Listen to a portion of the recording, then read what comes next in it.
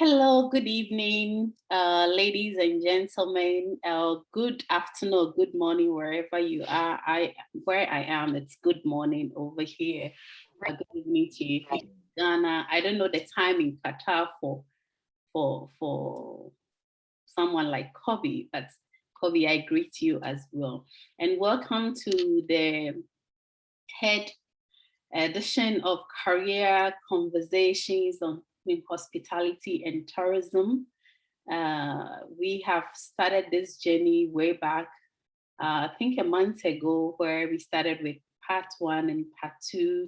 And we had, for Miss Spencer, she's been in all the, the conversations we've had, and most of you already know her. It's going to be amazing today because we have new insights from people coming in. She's also going to share her own, and I feel today is going to be very exceptional.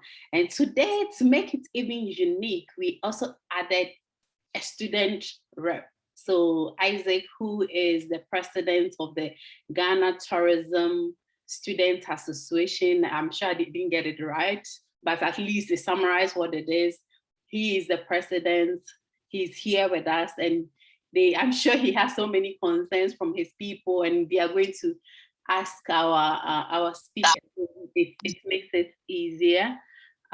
Please again be on mute for me as possible. So today we're going to be having this conversation with Ms. Daphne Spencer, who is the founder of Hospitality Amplified and also the co-founder for African Women in Hospitality and Tourism. I hope I got it right. And me, Solomon, who is a tourism consultant. Me and I have kind of met several times, a tourism consultant, and also he's an assistant lecturer at the Accra Technical University. And we have Isaac here, president of the Ghana Association of Tourism and Hospitality Students. Kobe Ajay, who is Assistant Talent and Culture Manager at Pullman Doha by Accor. And we have Jill Ajay. Jill, your last name, forgive me. Daphne knows I'm very difficult. I find it difficult in pronouncing names, but Jill is the GM, General Manager for RB Park Hill Hotel. And she is also a hospitality career youth coach. So for those of you who are looking at how do I start my career in hospitality, tourism, as a student, where do you begin? How do you put together your CV, your cover letters, and everything? She does some fantastic thing by giving you mentorship and all that. So she will be somebody that you have to look at for her as well. So we are just here, and I hope everybody is doing well. Nee, if you can hear me, we would love to see your face, Nee, so that it helps our audience as well to see who your handsome face is. And so let's start today's conversation with Isaac Frimpong. Isaac, for you coming from the Student Association of Hospitality and Tourism, what would you say? Give us a general overview of your concerns when it comes to career development in either hospitality or tourism. What is it at this moment for you guys?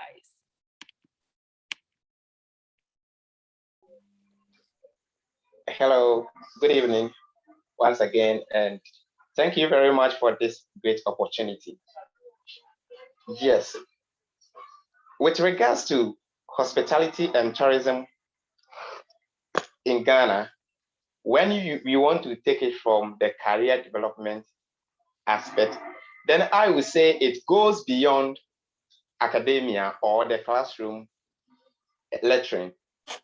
So Ghana, we have over 100,000 unemployed graduates simply because most of us do not find it as relevant to develop ourselves.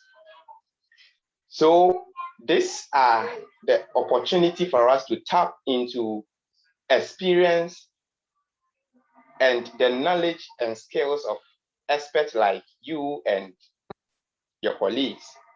So when we want to take it from hospitality and tourism in general, what I have to say is that hospitality and tourism education goes beyond the lecture theater. And if students graduate or students want to be able to develop that skills, knowledge, in order to meet the current and future demands of our industry, then I have to say we have to go extra mile. Because if we take it from the academia perspective, it seems what academia is doing is quite different from what the industry is also doing. So if students are not able to become, let's say, dynamic in their career process or development, then students, one way or the other, will find it difficult in order to fit into the industry. So hospitality, or let me say career development, has to be a lifelong process that students need to pursue. It goes beyond the 4-year journey in the classroom. And if students will be innovative enough, creative enough to go extra mile after what is being given to us in the lecture theater, I believe we will be able to address that gap between the academia and the hospitality industry, and together we will make a change.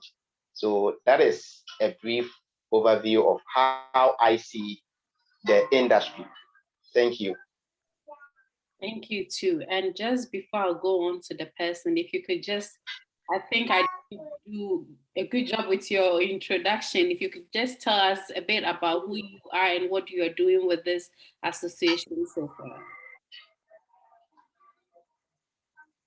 Okay, thank you very much. I am Isaac Frimpong, the president for Ghana Association of Tourism and Hospitality Students. And I just completed my national service. And right from my second year on campus, I have been with the industry trying to tap into the experiences and knowledge which is not given at the lecture theater. So being part of the industry will also give me that opportunity to develop that career path that I want to pursue. So right now, I'm part of the industry, and I, being the student rep, we are trying to push so that together, collectively, we will be able to address the gap between the academia and the industry. And by so doing, we'll be able to equip our student graduate to be able to fit into the industry. Thank you. Thank you so much for that brief explanation. Thank you. And then I'll move on to Jill. Jill Echampon Eche. I'm sure I had it right now.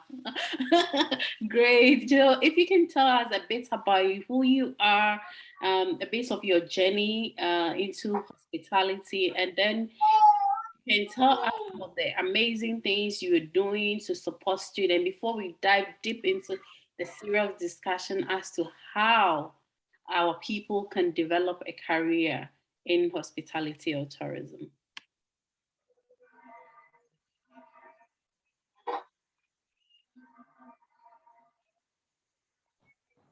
Okay. Hi, everyone. Hi. My name is Jaya. Yeah, you got it right.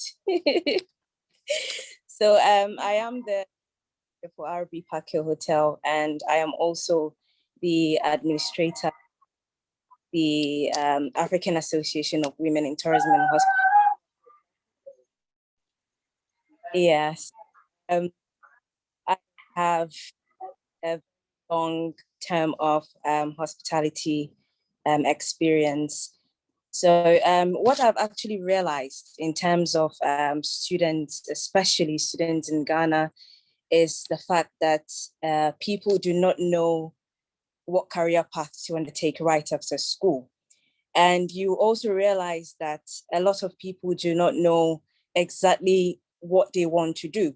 So let's say if you're studying hospitality, hospitality is a broad course, tourism is a broad course. But right after tourism or right after hospitality, what exactly do you want to do, as in the field of hospitality or tourism? Because we have so many kinds of departments. So where is your passion? Where does your passion lie? Is it front desk? Is it F&B? Is it marketing? Is it events? So you realize that when people come out of school, they have no idea where to start exactly. So they tend to send in applications where they don't really verify or clarify that this is the position I'm actually looking for. It becomes like a normal sort of application that they send out there. So I think that the first thing for students to actually, just know where your passion lies, know exactly what you want to do, and the career path you actually want to undertake. So I basically give mentorship to students who are actually coming out of school. That's basically what I am doing, because that's why my passion also lies. So I tend to help students who are coming out of school, assist them to understand their career paths, what career to undertake right after school, what your passion is, where you would want to have your experiences. So this is basically what I am doing now, Rosalind. Thank you for the opportunity as well. Thank you so much, Jill. Thank you. And we will go on to Nee Ayi Solomon. Nee, if you can tell us about your journey yourself, because I know you did tourism marketing in Legon, and now you are a tourism consultant. You're doing so many things in the creative arts industry, as well as being a lecturer at the Accra Technical University. If you can tell us about who you are and what you're currently doing. Are you there, Nee? Okay, so I think we lost Nee somewhere, and we'll go on to Kobe. Kobe, my main man. Oh, Nee is here. So Kobe, hold on for me for us to take Nee, and then we'll come back to you.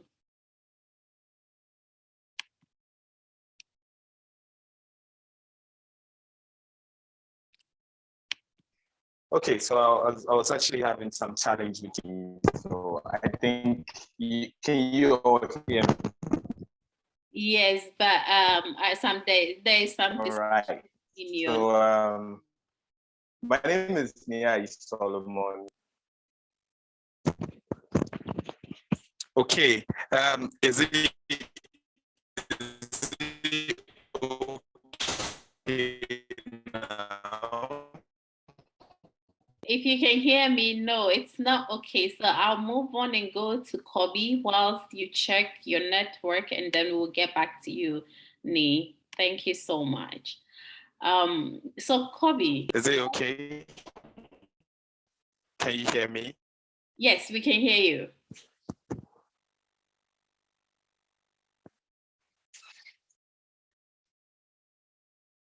Okay. So I mean, you all understand we're all in Ghana, right? So you understand the technical challenge with our internet. And I don't know if it's raining in Accra, but I see Nee is trying, moving from different angles and at wherever he is, trying to get to speak to us. So we all have to also bear with him that he's making efforts. So we'll go on with Kobe Eje Boateng and then hear from Kobe. I met Kobe at Mövenpick, and I think at that time he was in the stock department or purchasing. And from where he has, from let's say 2012 or so, or 2011, where he has been from Mövenpick and where he is now, it's just marvelous to see like the levels he's climbing and how far he's going. And I want him to share a bit about his journey with you and tell us a bit about himself. And then we can get to later on come to how he did it, because I feel like it's amazing.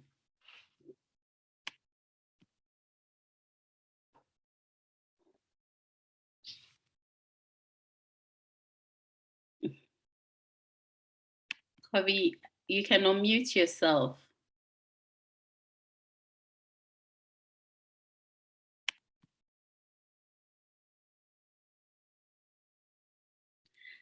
It looks like today the network is going to have an impact on us, but it's not going to stop us from enjoying this session. Kobe also has 4 outs. And so I will move on and go to Miss Daphne Spencer, who has been so kind to spend all her time with us throughout this series. I'm sure to just give a brief introduction of herself, because I'm sure everybody here has been here with us from the beginning, but just as a recap to know who she is, and then we start our discussion.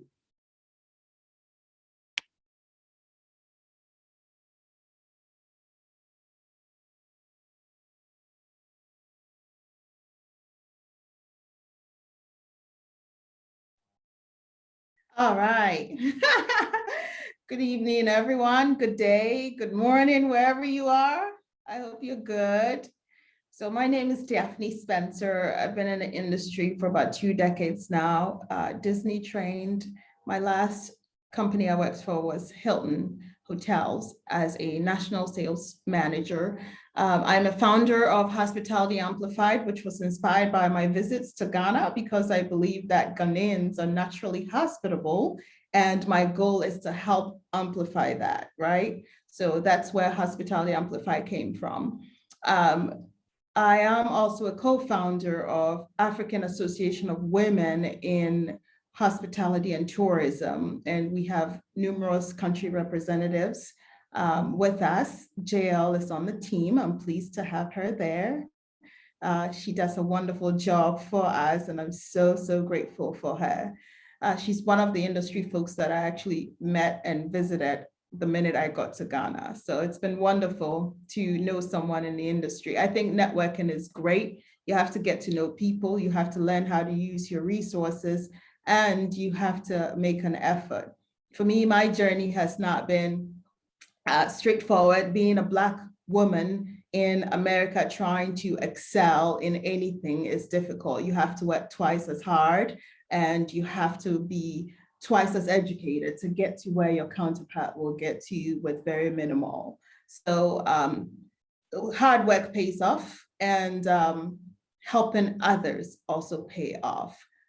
That's a little bit about me. I'm a mom of 2. I currently am in Ghana. I've been in the US, based there for quite a while. About half my life was there, and half was here in Ghana prior to that. So I'm excited to be here. I'm excited to be part of this conversation, and I'm looking forward to a great evening. Thank you. Fantastic. Thank you so much for spending time with us. I see Nee says my network is stable now, but Nee, I cannot find you on the screen to even unmute you to speak. So I don't know if you can put on your video. Okay, great. Now I see him here. Okay. And so Nee, you can go ahead and speak to us.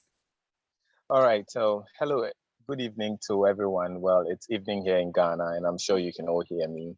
My name is Niai Solomon. I am currently an assistant lecturer at the Accra Technical University. I'm also the team lead for Cool Trips and Tour. There's a travel and tour company I founded myself after many years of working in the industry. Well, originally I studied tourism, and then I veered off to business school. But currently, my area of research is tourism destination marketing and competitiveness. So anything that has to do with how you can market a competitive destination. That is my area of research, and done a few work in that area as well.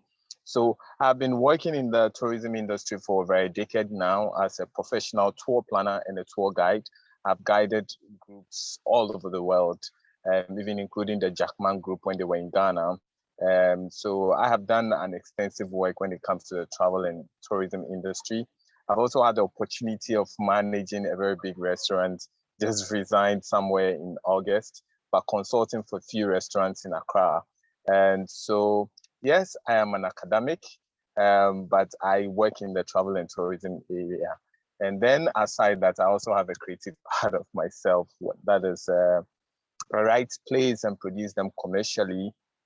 So I've been writing plays since 2011 and producing them commercially since 2015 up till date. In fact, I even have a new play coming up from the 2nd to the 4th of December at the Amphitheatre of the Alliance Française, Accra. So my life.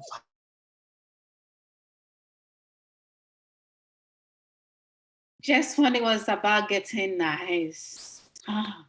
This network. What I do within the second quadrant is for the creative economy. Can you hear me? Yes. Okay, so the second quadrant is what I do within the creative economy. That is theater. So I have a theater group or company known as Village Minds Production. And then the third quadrant is me being an academic where I work as an assistant lecturer. So this is just a little bit about myself, and I'm very much open to share and to work with anyone within the tourism space who definitely needs my service. And for you, Rosalind, our paths has crossed a few times within the tourism space. And so I didn't even know that you had left Ghana up until this evening. So I thought you were still in town, but yeah, so this is a little bit about me. All right, thank you so much. And yeah, what I didn't get was, what did you study? Okay, so I studied tourism. So I did an HND in tourism at the Cape Coast Technical University. And then from there, I went to the University of Ghana and did a BS in Business Administration, majored in marketing, proceeded and did an MPhil in marketing, and currently doing a PhD in marketing. But like I mentioned, though of course I had the basics, which is doing an HND in tourism, my area of research is still in the area of tourism. So destination marketing, sustainable tourism, ecotourism, issues bordering in the travel and tourism industry. Basically, that is my focus. Wow, that is so interesting to know. And I'm glad I asked the question so you could clarify as to where you're coming from and all that. And it's amazing what's just the foundation you had and what you are building through that foundation. And I feel like that is what our students or our audience, who not just students we have here, but our audience really want to know how they can develop a career in the field of tourism, in the field of hospitality, and even those doing culinary and all that. So we'll come back to you. Let me see if we can have Kobe here now to also give a brief intro, and then we can dive into it. I see today we'll go a little over our time because of how the internet is playing, but if it's time and you want to leave, you are free to as well leave. So Kobe, we are back to you now.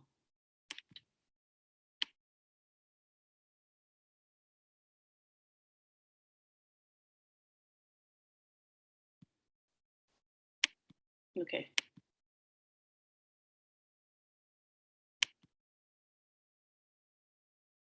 Kobe, can you hear me? I'm trying to unmute you, but I don't know why. If you can try to unmute yourself. Okay. Wow. Good evening, everyone. It's a great pleasure to be part of this organization and as well as this show. Well, as she said, my name is Stephen Kobe Boateng. I always prefer to be called Kobe for short. This year happens to be the 13th year I joined the industry.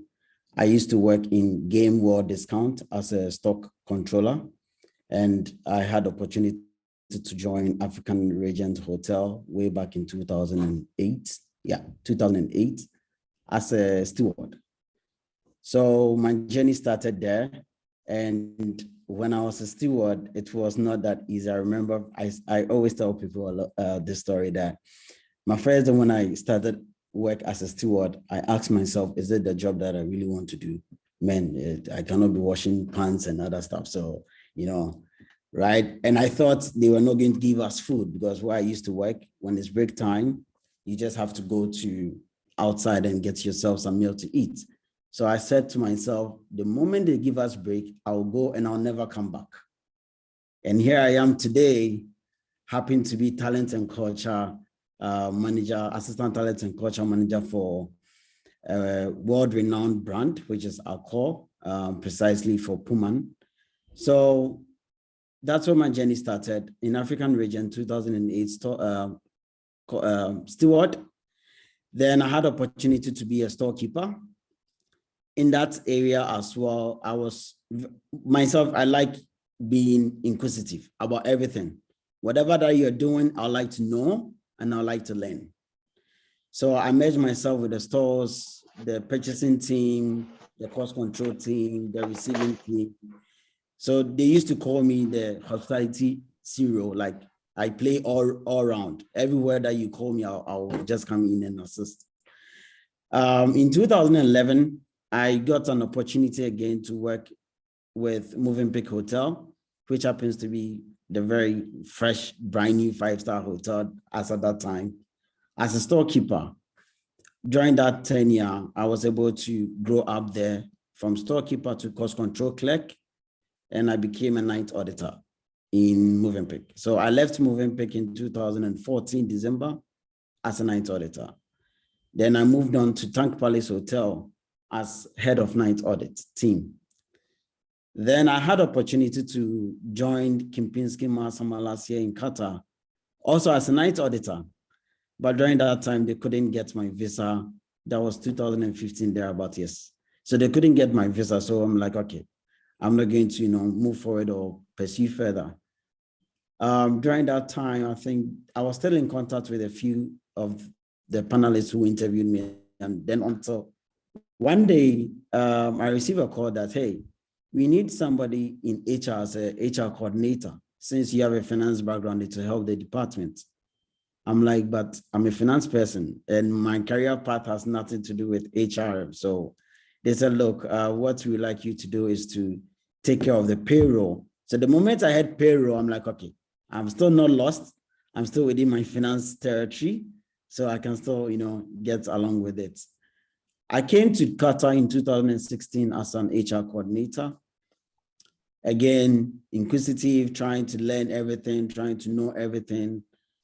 I ended up, picking up a fight that was not up to my tail, which is I wanted to be the assistant of the department since I realized there was nobody there. Then, fortunately for me, I was able to get a very good mentor who happens to be a great man in the field. So I was doing very well to become the HR executive. Then a year later, they promoted me to become the assistant HR manager. So that was my life with Kempinski. I moved back to Ghana during COVID. And then I had another opportunity to join Zula Wellness Resorts. Then after a few months later, Pullman or Accor reached out to me to become the assistant talent and culture manager. So this has been the short and tell of my journey. Myself and Rosalind, I remember very well when she came to Movenpick for intern. And I was very tiny, not like today that I have a bit flesh. And I used to disturb everybody all around. I don't give peace. So once again, thank you all for giving me this opportunity and I really appreciate it. And I hope we're going to interact and share more knowledge pertaining to this course. Thank you, Rose. Oh, wow. Wow. So I had no idea you started as a steward, and I am today is like a good day for me to I've been like, oh my goodness, I never knew, and I always thought maybe you studied hospitality and ended up somewhere because of where I met you, ended up in Movenpick and all that, and I hope those of you hearing these stories, not just you hearing some words, but just hearing how you can literally start off in this industry without even studying hospitality. Just to add up a few, the person who actually asked me to go back and study hospitality was Anish. Oh, nice. When I was in Movenpick, Anish was one of my greatest mentor when in the industry, because he was always pushing me that, look, since based on your career progression, why don't you have your hospitality work on, like go and study it, and then because you already know, you already have the knowledge, add up the credit to yourself. So thanks to Anish, he actually pushed me to study hospitality. That was in 2013, 2014. So I started somewhere 2015, then I completed last year when I was in Ghana. Beautiful. And Anish, I don't know if you are over here with us, but we thank you for mentoring such a bright young man to be where he is today. But like I was saying, you could see the journey for him, and for you to come from a game store and decide like, hey, I'm going to be washing pans. That's so bravery. And you don't have it a lot. In Ghana especially, you don't have it a lot. And so I thank African Regent for giving you food to eat at the hotel that day. So and not deciding not to come back to because I feel like we have you're going to be one of, I'm looking at you in the next 5 years being like a GM in a very great hotel, and so watch out to that.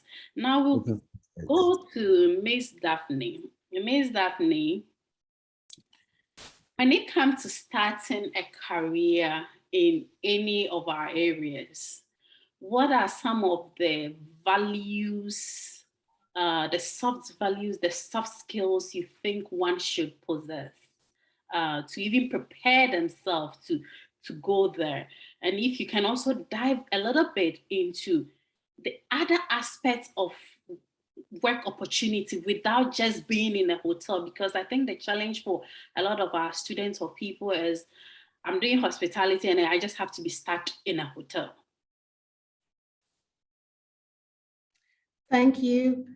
So, there are certain things that you can't learn from school. You have to have the ability to relate to people, communicate, how to, position yourself. Your body language even speaks volumes. The non-verbal cues that we give out, they tell a story, right? So how you put yourself forward in front of your guest, your teacher, your mentor, whoever, the way you present yourself is not only in the things you say, it's the non-verbal cues that impacts us greatly.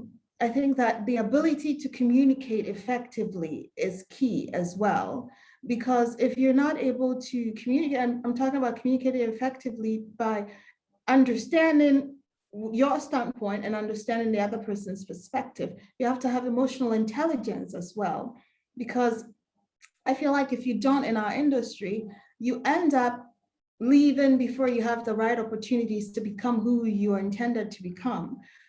Emotional intelligence in the sense that, not every guest approaching you in a negative way is attacking you personally.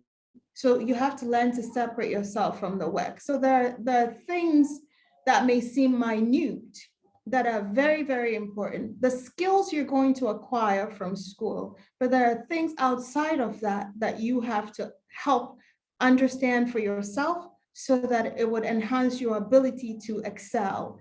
And some of that is interpersonal relationships. How do you relate to other people you work with, your peers, not just your peers, but your superiors, or even people below you? How do you carry yourself around them? Can they become your advocates, right?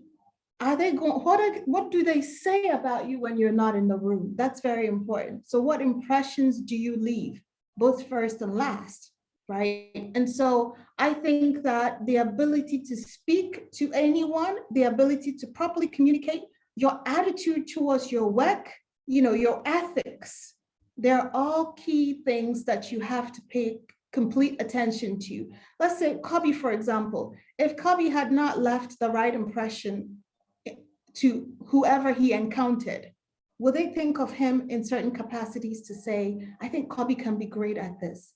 Let's put him in this role. I have a story to tell you. I had an interview my first managerial position, I think about 24 or so. I was a front office manager and I had a need to hire. And for me, I feel energy. A lot of people are like that too. If someone approaches you, they don't have to say anything, just by the way they approach you, their energy speaks volumes. So that day I had interviewed so many people to fill the position as a front desk agent. I needed front desk agent. I had several great candidates. And then one guy showed up looking for a front desk agent job.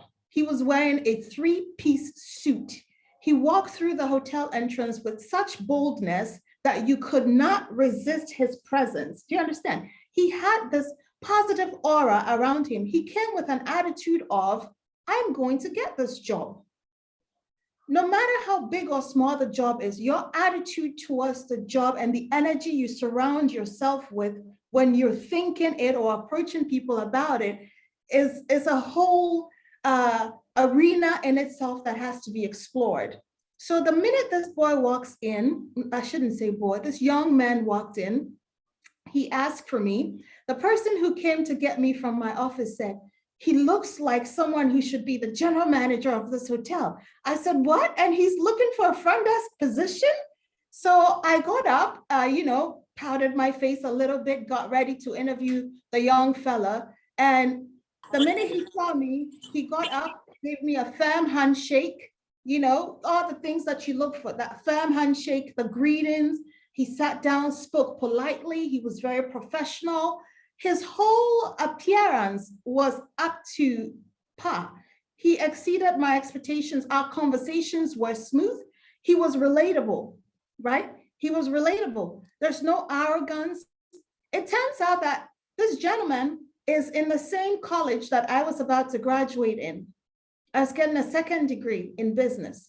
He was a few years behind me, but he was in the same school as I was. He was a few years behind me. So that also made me feel like, oh my gosh, we had that in common. So finding that spot where you can connect with people, that space where you are vulnerable with someone is the opportunity for them to be able to tap in and connect with you.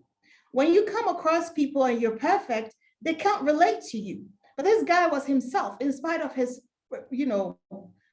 dapper look. He was authentic. He was himself. So young Matthew, I gave him the opportunity. I hired him on the spot and he went to work right away, right? I became his mentor. And I saw from the onset where he could get in the industry because of his attitude and his approach towards his work. He could have said an hourly job, $8 an hour job, three-piece suit, shoes nicely shined and tied. It's unheard of, not in America. They're going to show up in their PJs. You understand? So for me, it created an impression that this guy is serious. I took interest in him and I mentored him. Let me tell you where he is now. I'll give you a little bit about him. So he studied business in the same school that I was getting a second degree in. When I left that hotel, I worked for a company called Micros. Micros is a hotel systems development company. They do the POS and PMS systems. So I was a system specialist installing Opera systems. So I installed, I configured, I networked, I trained, etc., support, and so on. I did about 40 plus hotels in the US and Canada.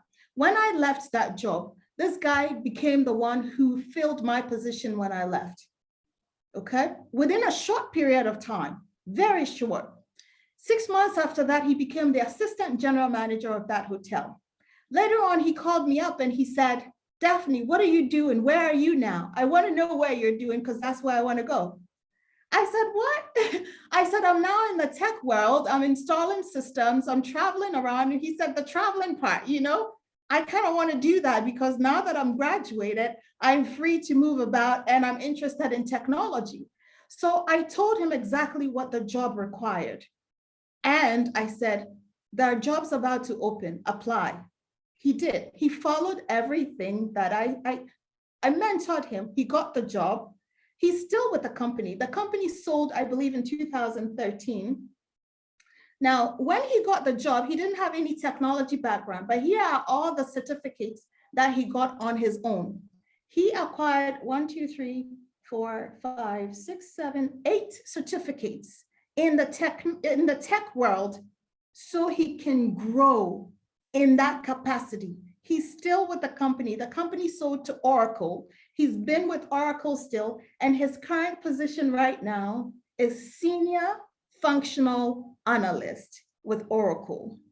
Okay, so the connections we make, the people we meet, who we have the opportunity to mentor, or who we have the opportunity to be mentored by matters. Our attitude matters. Our outlook matters. The way we communicate, the way we carry ourselves about, it all matters. So don't only think about the technical aspect of, what you can become. Think about all the things outside of that. They actually make up to about 85% of what you actually need to be successful. So let's pay attention to those soft skills. That's all. Wow, wow, wow, wow, wow, wow. What a story and what an insight. And I can connect with this, like being ready and showing up in the most appropriate way is all that it takes. Because back in 2006, I remember I had an encounter like that where Fiesta Royale at the time was giving opportunity to one person to do training with them. And the school I was in just came and said, hey, we're giving this opportunity to a final year student. And I was not a final year student. I was in my second year. They announced that. They came back the following week and they said, we still don't have anybody. You know what? I got myself prepared, went straight to the headmaster and said, I'm ready for it. He's like, you're joking. You're not even a final year student. I said, yes, I'm ready for it. And said, if they're going to interview you. I said, yes. And those time I was like this, and I wore my black and white from Koforidia to Accra. I made my then boyfriend make me my first CV. I told him I'm a peer educator, I'm a class rep, I'm this in school. That's all I got. And I help the school whenever they are doing functionings. I got it, came to Fiesta Royale. And I remember the HR was like, you're going to have an interview. I said, yes, I'm ready.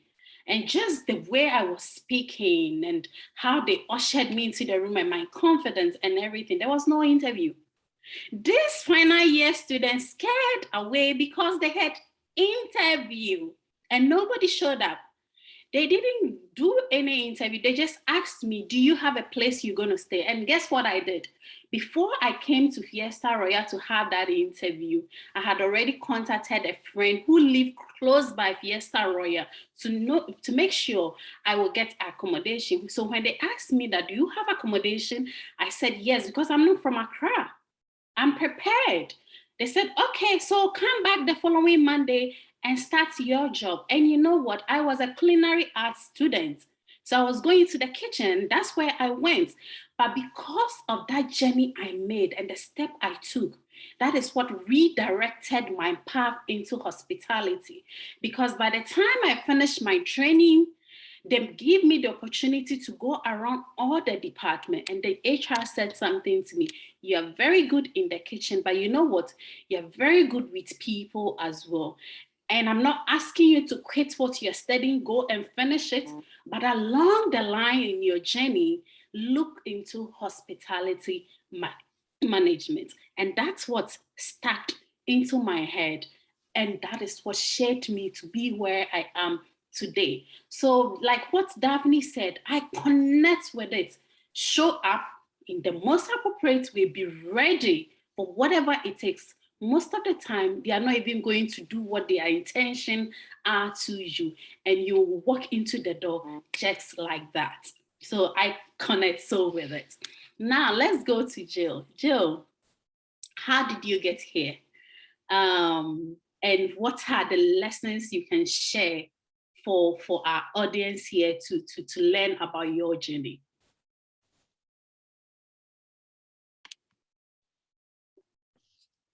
Thank you, Rosalind.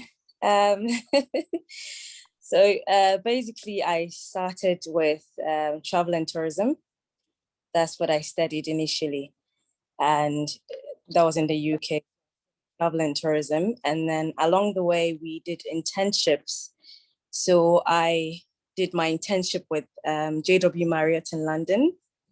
So it was during the internship, I did most of the departments. So I was like, oh, I kind of enjoy the hotel. So, so I basically just moved from travel and tourism and then went into studying international hospitality business management with the University of Derby. So it was right after studying that, and I decided to, I started a bit with doing travel and tourism for family and friends. So basically started with a passion. So you would realize that most of the times you need the passion for something, and you need to specialize in a particular area when you're coming up as a student or a professional in the industry. You need to specialize in one particular area that you actually would want. So you would realize that me doing travel and tourism and then just switching off into studying hospitality. So I moved from the UK after I worked with JW Marriott in London for a while, because during the internship, the HR director really liked me. So she said to me, which department would you really like to be in? So I said to her, I would like to be at the front desk. So I worked with Marriott at the front desk until I wanted to move back to Ghana. So she said to me that Marriott in Accra was reopening then. That was the new Marriott, the one at airport, 5-star hotel. So she said to me, you know what, I'll just send in a reference and then you can just move there. So I got to Marriott. I was working as an extra service agent. I remember very well when the director said to me, you know what, the amount you're being paid in the UK compared to the amount being paid in Ghana, Jael, are you so sure that you that you can handle this? Because I mean, if you're being paid a very huge amount in the UK, are you sure you can manage with 800 Ghana cedis and 900 Ghana cedis in Ghana? So I said to him, you know what, why not? I mean, it's an experience, because at the end of the day, what people fail to understand, I've realized that most of the students or most people coming up in Ghana, especially those in the hospitality and tourism industry, you would realize that when you talk to them is more of the money. But I say to them, you know what, just pick up something, just do an internship. If a hotel or a travel agency is offering an internship, why not just go ahead, do something, just start something, specialize in a particular area, get the experience. And then when you move on and you're applying to a different place, I mean, you'll be able to acquire that skill. You'll be able to get that that job role that you are applying for. So in Marriott, I took up the AYS agent. I was not the supervisor. So I started off with the AYS, and then I gradually learned, I moved up, and then I became a supervisor from there. So it was during one of these conversations with, guests. When they come in, we give them that experience that guests would actually want, and then all of that. So my director then, Aditya, he's currently in Lagos. He was my mentor. So he taught me a whole lot of things. He engaged me in all these Marriott softwares and stuff like that. So I became a champion in the whole of West Africa for that particular software that was being used at Marriott. So, during that time, studying, and then I got a certificate in essential skills in managerial role with Marriott. So we had a guest come in who was building a hotel in Ghana, and I sort of, had a good connection with him. I sorted out his issues and a whole lot. So he said to me, you know what, Jael, I'm building a hotel in Ghana and I would want you to come and work for me as a front office manager. So I moved for Marriott, well, I know there's so many people that say, oh, I would want to be in a 5-star hotel. Why are you in a 5-star hotel and you're moving to, a 4-star hotel or a 3-star hotel? So I said to them, it's not about the star, it's about, enjoying your career. It's about the passion. It's about trying to grow from one place to the other. So I went to RB Park Hotel. I started off as a front office manager, and then I worked my way up, and then now I'm the general manager. So it's so it's sort of like a roller coaster. So you need to learn. It's a growth, especially in this industry, because I did a lot of voluntary work. Right from the UK, I was doing voluntary work. I was working with travel agencies without pay, without salary or anything. And then, when people get to know your skills, when people get to know what you carry, it's a process. So I would suggest, and then I would plead with people, with students out there, take up something, even if it's little, even if it's an internship, it's a placement. Take that on for a while. Let people see your worth. Let us see your skills, how far you can actually grow into, and then you would realize how the positive impact you would actually make and where you can get to. Yeah. So Rosalind, so that's all about me. Thank you. Oh my goodness. I love the journey stories because you can learn so much from the stories. And Jill, congratulations. The last time I was recounting to you that I think I saw you at Marriott several times because most of the time I hang out over there with my partners. And just to see you, she's now the GM, and yes, the stars don't matter. And I feel like sometimes you even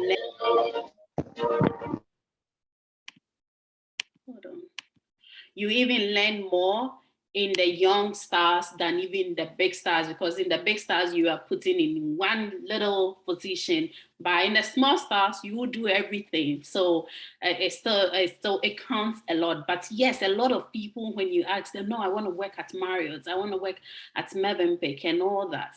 And Jill says something that's really connected with me as well, and I feel it's something that we all have to note.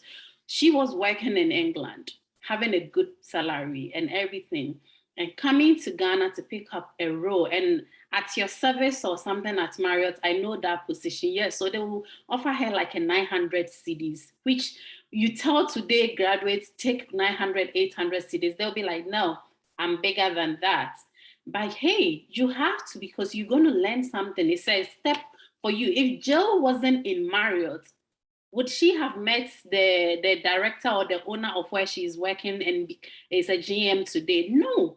So being at the right place at the right time, but you have to sacrifice something. Do you get the concept here? And when Kobe mentioned that, we met during the time I was doing internship in Mövenpick, yes, but the time I was doing internship in Mövenpick, I am in the rank of almost assistant general manager before I went all the way back to do an internship. Why would I go to Mövenpick to do an internship and take like a 300 cedis or so at that time? But it was for me to get somewhere. And if I tell you the opportunities that came along the way through Mövenpick, I met Brenda Labby. I don't know if she's on the call here. She was then the HR for it, for the hotel. She got me an opportunity to work with JW Marriott in Dubai, an opportunity I even didn't go. But look at the opportunities that walked into my hands, so many of them. And so sometimes let us not see ourselves like, oh, I'm too big for this, or I'm too big for that. I could have said that, no, I'm not going to Mövenpick. Why? I have managed a hotel before. I've had better positions before, so I don't want to go. But they were new. They were coming with different systems. They were coming with different learning opportunities. I was a student graduate. I needed to do an internship to pass. I needed to go there. So you have to see how you position yourself and take that I don't know where you get that mentality from, that, oh, I'm too big for this, or I'm too big for that. These are all learnings as students you have to, and even people within your positions that you're looking at changing and going into different positions, sometimes do cross trainings. Do cross trainings. If you want to be, see, the executive housekeeper is getting a good pay, but if you don't go and do cross training and know how to lay the bed and know how to scrub those bathrooms, then how would you be able to move from, say, food service and go to be a housekeeper? It doesn't work that way. So now I will come to Isaac. Isaac, is your internet good? Because I see you freezing most of the time. Okay, Isaac is not on, so I'll go to Nee Solomon. Nee, you are teaching students in tourism and hospitality. Are they concerned about their career path? And I had a report that almost 70% of our students do not stay in the industry, whether it's tourism or hospitality, they go into different sectors. What are the issues at your end? Well, you're right to a very large extent, and I think that one of the speakers mentioned that you need to have the right attitude. And when I talk to students, that's one of the things I say to them, because they see you as a lecturer, but your story going back is not as pleasant as they think it is. Because I remember my first pay was 202 cedis. And at the time, I was studying at the Polytechnic, and I got a job to work with Upstart Tours Limited. And that's where my journey started from. They started giving me 202 cedis. And after a year, they upgraded my salary to 402 cedis. I remember. Now, in Ghana, in Accra, how are you going to survive on 400 cedis as a salary? But I was so excited because you're just come back from school and you don't know much. What you're taught in the classroom is different from what happens on the field. And when you come on the field, you realize that a lot of things we teach in the classroom, when you go on the field, you even learn more. And nobody is going to employ you when you don't have those skills, those knowledge. And some things are not taught in the classroom. I'm a lecturer and I'm saying this because some of the things you don't teach them in the classroom. When you go on the field, that's when you're going to even learn more. And if you can be humble enough to be able to take a certain pay grade to grow through their ranks, it's almost like somebody wanting to be a GM and they want to start you off from housekeeping and you go like, no, I can't be laying sheets and all of that. No, but how? But then again, when they ask you a few questions about, we don't know about housekeeping. So when your housekeepers come and say, we need 30 lanes, we need this, we need that, because you don't know, you've not been there, you have no idea what even goes on in that division. So for me, it is true that most people don't stay within the field in which they studied because that's growing in a particular, and it also depends on the interest of the individual. For example, when I met tourism, I didn't even know that I was going to be in this. I wanted to study communication studies, and that didn't work for me. And then I got tourism, like, okay, it's about travel. But when I started studying the course, I developed more interest in the tourism aspect instead of the hospitality aspect. You know, so I started working as a professional tour guide. They started putting me on tours with professional tour guides to listen to the story, how they do the guiding. And that's where it started from till date, now that I'm a well-known professional tour guide. But I think that, again, the right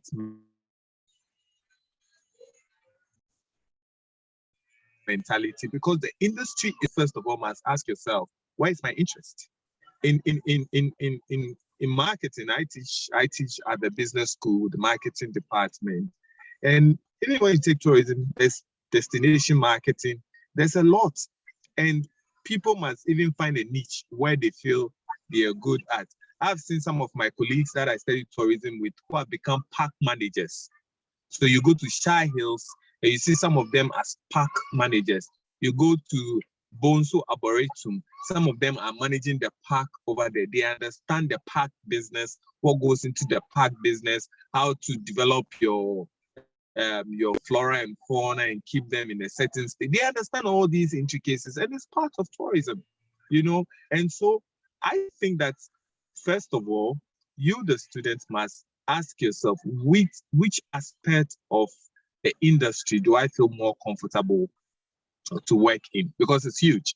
There's a hotel, there's restaurants, there are bars, there's the bar. In fact, when I started working in a restaurant as a GM for Friday's bar and restaurant, then I realized that the restaurant itself is a different ball game altogether, because you're going to learn about portioning, how to portion the food, what happens at the back office before the food is served to a consumer. You have no idea. A chef cannot dish out a plate of food when he doesn't know how much he's making from it. He has to take everything, maybe including the gas that he's using to cook the food, to know how much value he's going to generate for the business, including salaries from the same 35 Ghana cedis jollof you are eating. You know, so these are real issues. And if you want to enter into such space and you don't even have much knowledge, I heard somebody say he came in as I don't know whether as a bellhop or something, he rose up all the way. Yeah, for such people, they are the real deal, because they really understand the business. But if you are just coming from school, and that's what I tell a lot of people, don't expect that you are just graduating from school because you have a first degree, boom, you should be given a GM. What do you know? How much knowledge do you have? You're going to run down the hotel. Honestly, can you read financial statements and interpret financial statements? Can you be able to meet the shareholders and explain the financial statement to them and how much profit you are making for them? Do you understand that? Can you meet your account person and sit with your accountant and say, let's do a financial projection for the next 1 year for the business, making profit, and you have over 60 or 100 workers under you as a GM. They are just graduated with the first class. So you realize that you have to learn to marry academia with industry, and you become the best you. And I tell students usually that when you are in school, learn to take intention. So let me tell you a little bit about my journey. When I was studying at Cape Coast Polytechnic, I used to work with Elmina Beach Resort every weekend as a front office person, learning the job of the front office. I was not being paid. I stayed there. I worked with them for about 3 to 4 months. I was not being paid. Every Saturday, I'll use my own money, pick a cab from Cape Coast to Elmina to just go and work for free. Of course, yes, if you work hard and you do your work, you get tips. I remember one day I was even acting as a bellhop, and I didn't know that I need to push the trolley from my back, and I was pushing it from my front with luggage on it, and everything came down. And these guys were honeymooners, and they started laughing at me. The woman laughed, and it's like, you're new, right? And I said, yes. And I was sweating profusely. I wanted to please them, but Charlie, when I put the bag on the trolley, it falls down. When I put it back, and the woman said, young man, let's just help you. So they had to help me push my thing to their room. But they saw the effort, so they gave me some tip. And when I came back, oh my God, I was sweating. And I said, even being a bellhop, you have to be taught how to go about that job. The people you meet at the gate of the hotel who opens the door for you, they open it with style and swag, and it is something they've learned over time. So I think that there are all these intricacies that we all must actually learn once we want to work in the industry. But it comes with having a teachable heart. Some people don't really have a teachable heart. They don't, and they don't want to learn. So you come and you have a hard GM and you are upset. I worked with Mrs. Stella Pinting for over almost 10 years. She trained me. Within that period, we had the opportunity of traveling a little bit.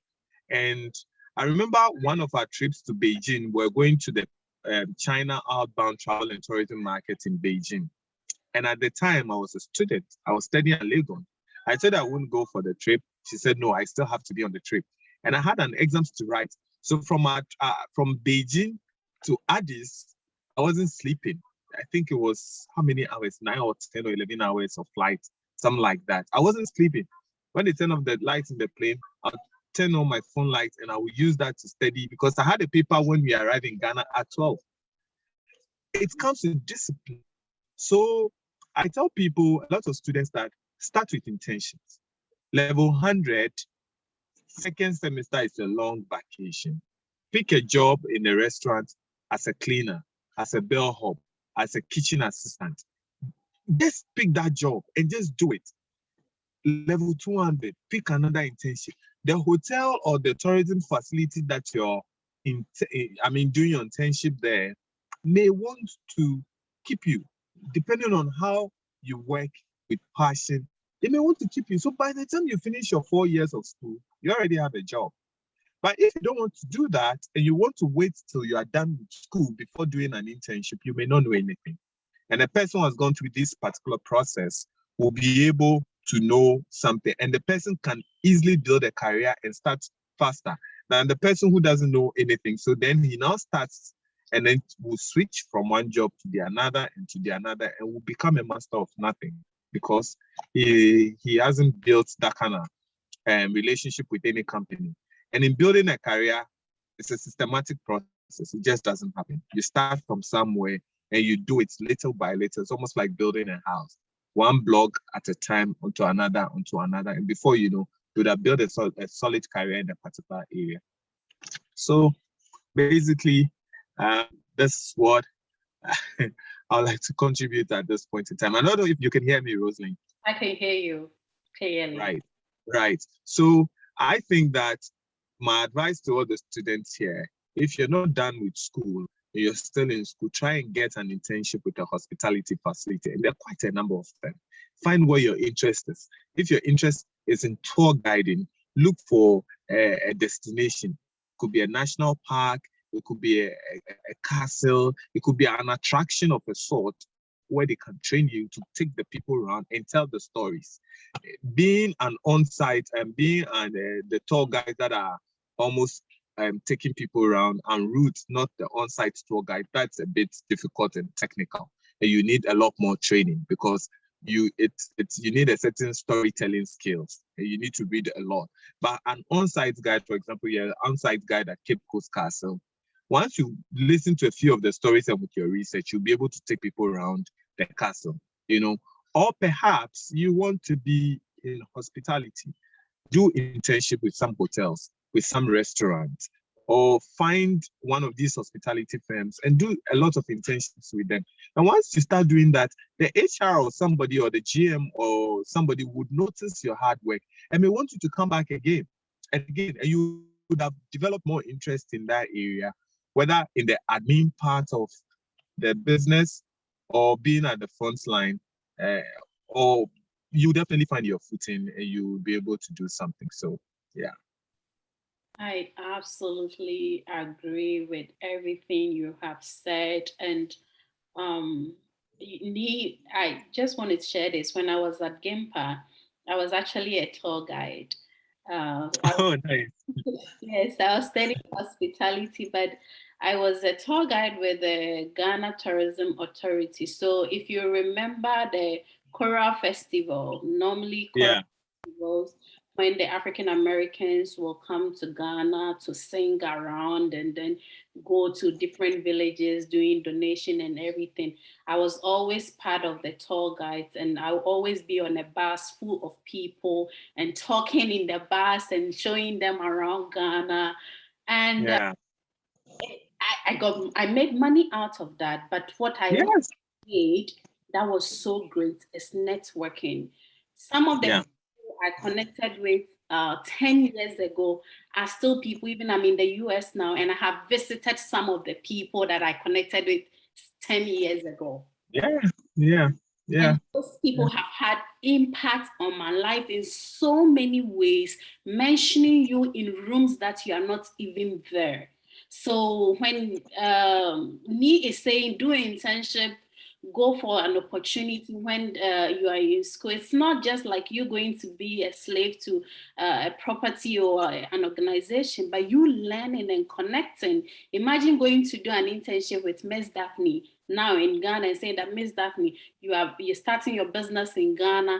I want to be your PA, and you can work remotely with her even, and you will pick up so many skills, but people don't know that. So I'm sharing some of these stories, my personal stories. When they finish talking, is because I want you to connect with what they are saying, that it is true. It is so true. So Yeah. maybe you have something to add. Yeah, I mean, what you're saying is, I mean, it's very, very true. I remember I took a very wealthy Jamaican on a tour with his family, and he became my friend. Up to date, he's still been asking me to come to Kingston, Jamaica, or Canada, because he stays in all those two places. So he's been sending me messages. And I remember when I was even going to start my PhD, I just said that in passing that, oh, I'm actually going to start my PhD and I've gotten admission. And I was pleasantly surprised. He sent me money to pay for my first semester school fee. This is somebody I know from nowhere. He was just going on a tour and smiling and being nice and carrying his bags, you know. So, you know, the problem with we in Ghana is that we don't want to humble ourselves, even when we know nothing. We don't want to humble ourselves. I mean, you don't know anything. Somebody is going to teach you something. Even that, you want to be boss, you know? So we had a group, when I used to work with After Tours, this group comes from Nigeria every year. Very wealthy people in Nigeria, the ministers and all. These kids have like double, triple passports, and they are like 17, 15, 16 years. I get to handle them and take them on a tour. Now, I call each of these kids, hello, sir, hello, ma'am. And their school teacher will go like, these kids are the ones paying my salary, because I put together their tour, the tour itinerary, and I see how much every child pays per person for the tour. They are paying over $100.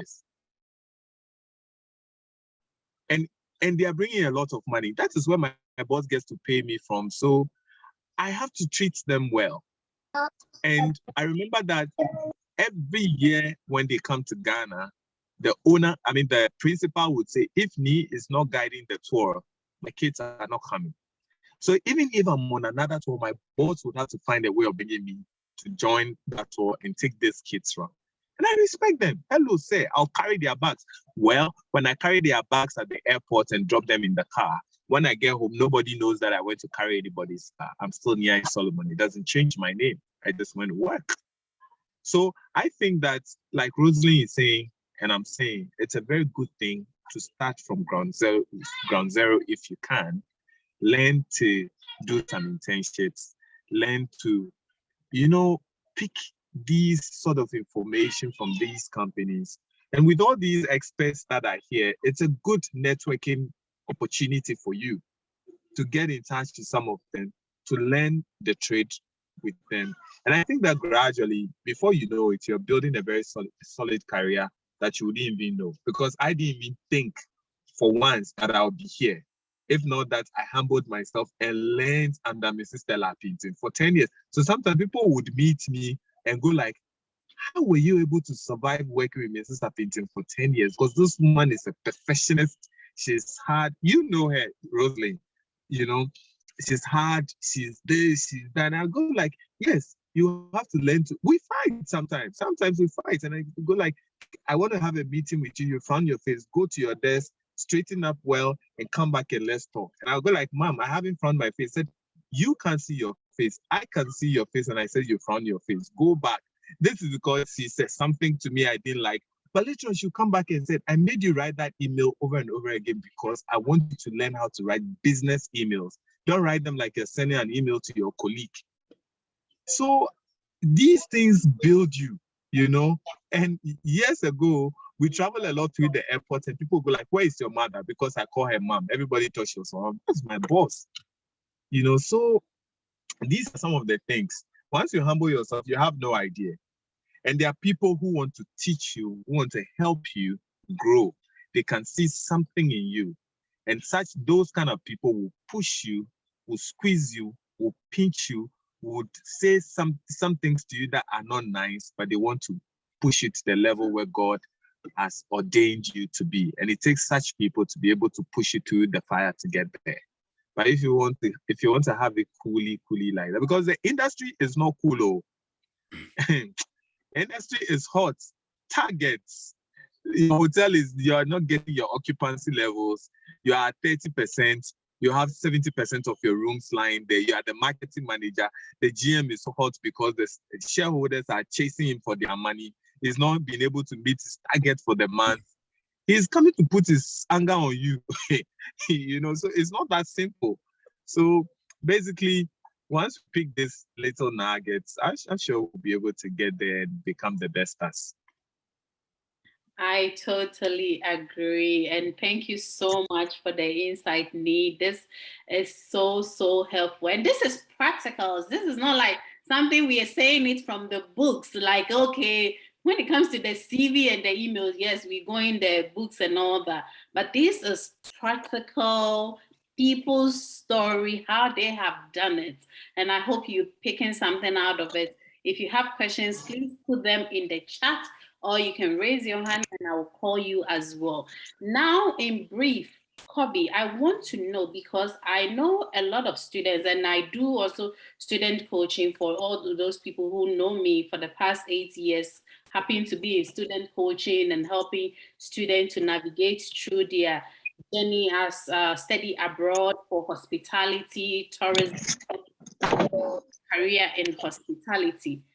My students don't have a problem when it comes to how do I get to work abroad, because I will show them.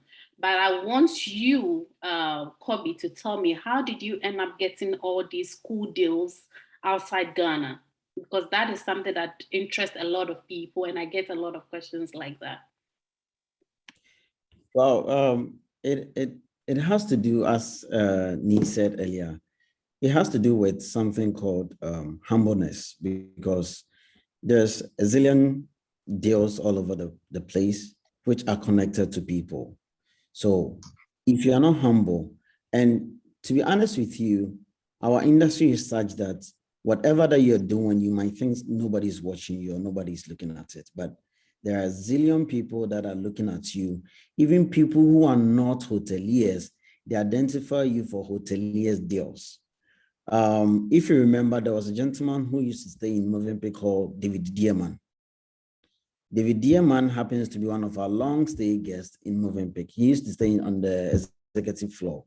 And this man, whenever he sees me at night, he's like, "Oh, my hero, how are you?" I'm like, "I'm good." He called me my son. So the other time he was like, "Hey, you know what? There's an opportunity in Movenpick in Morocco. I know the GM. If you want, just let me know. I'll take you there."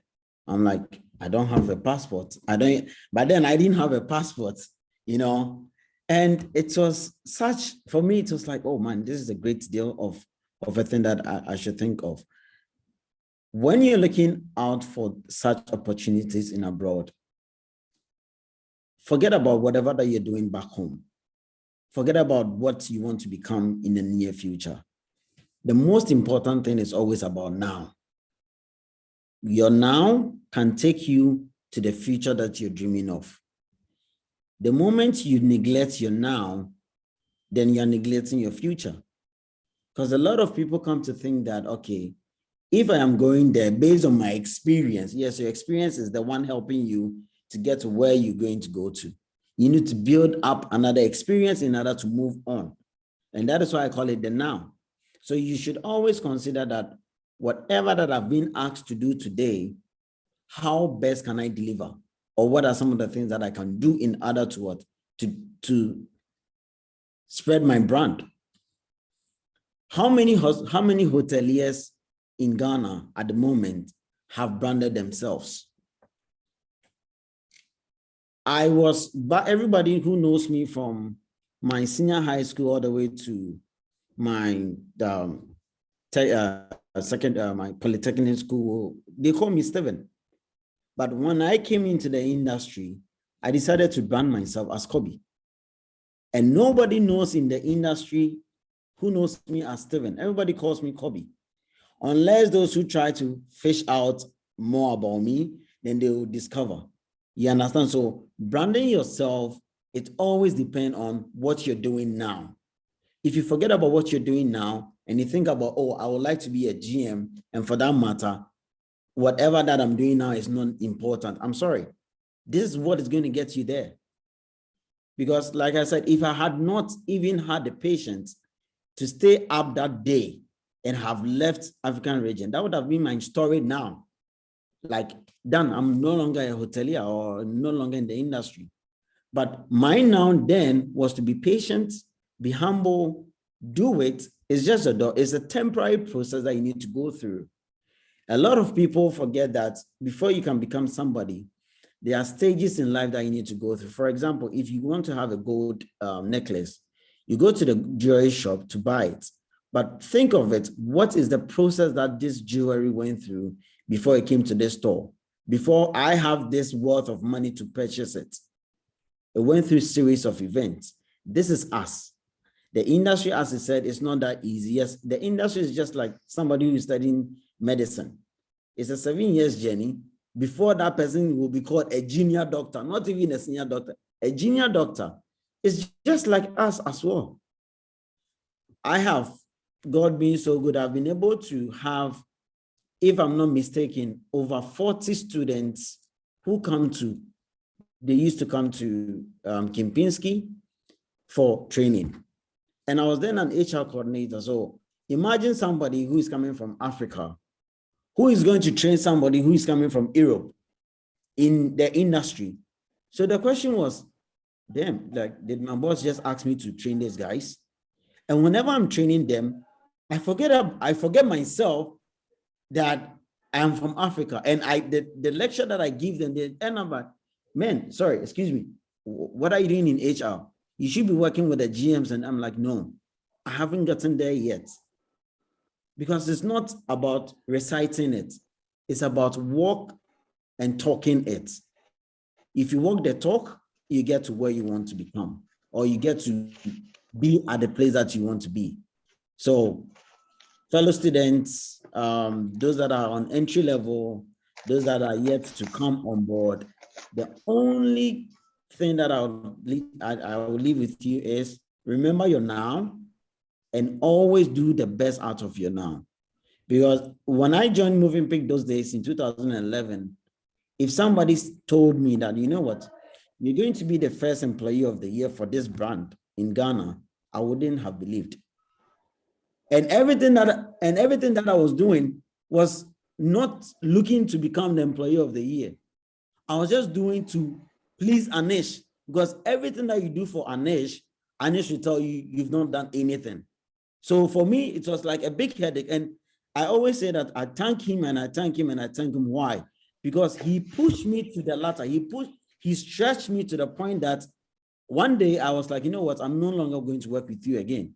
He was like, good luck, you know. But as he continued to push me, I ended up getting something that has become a historical thing for me.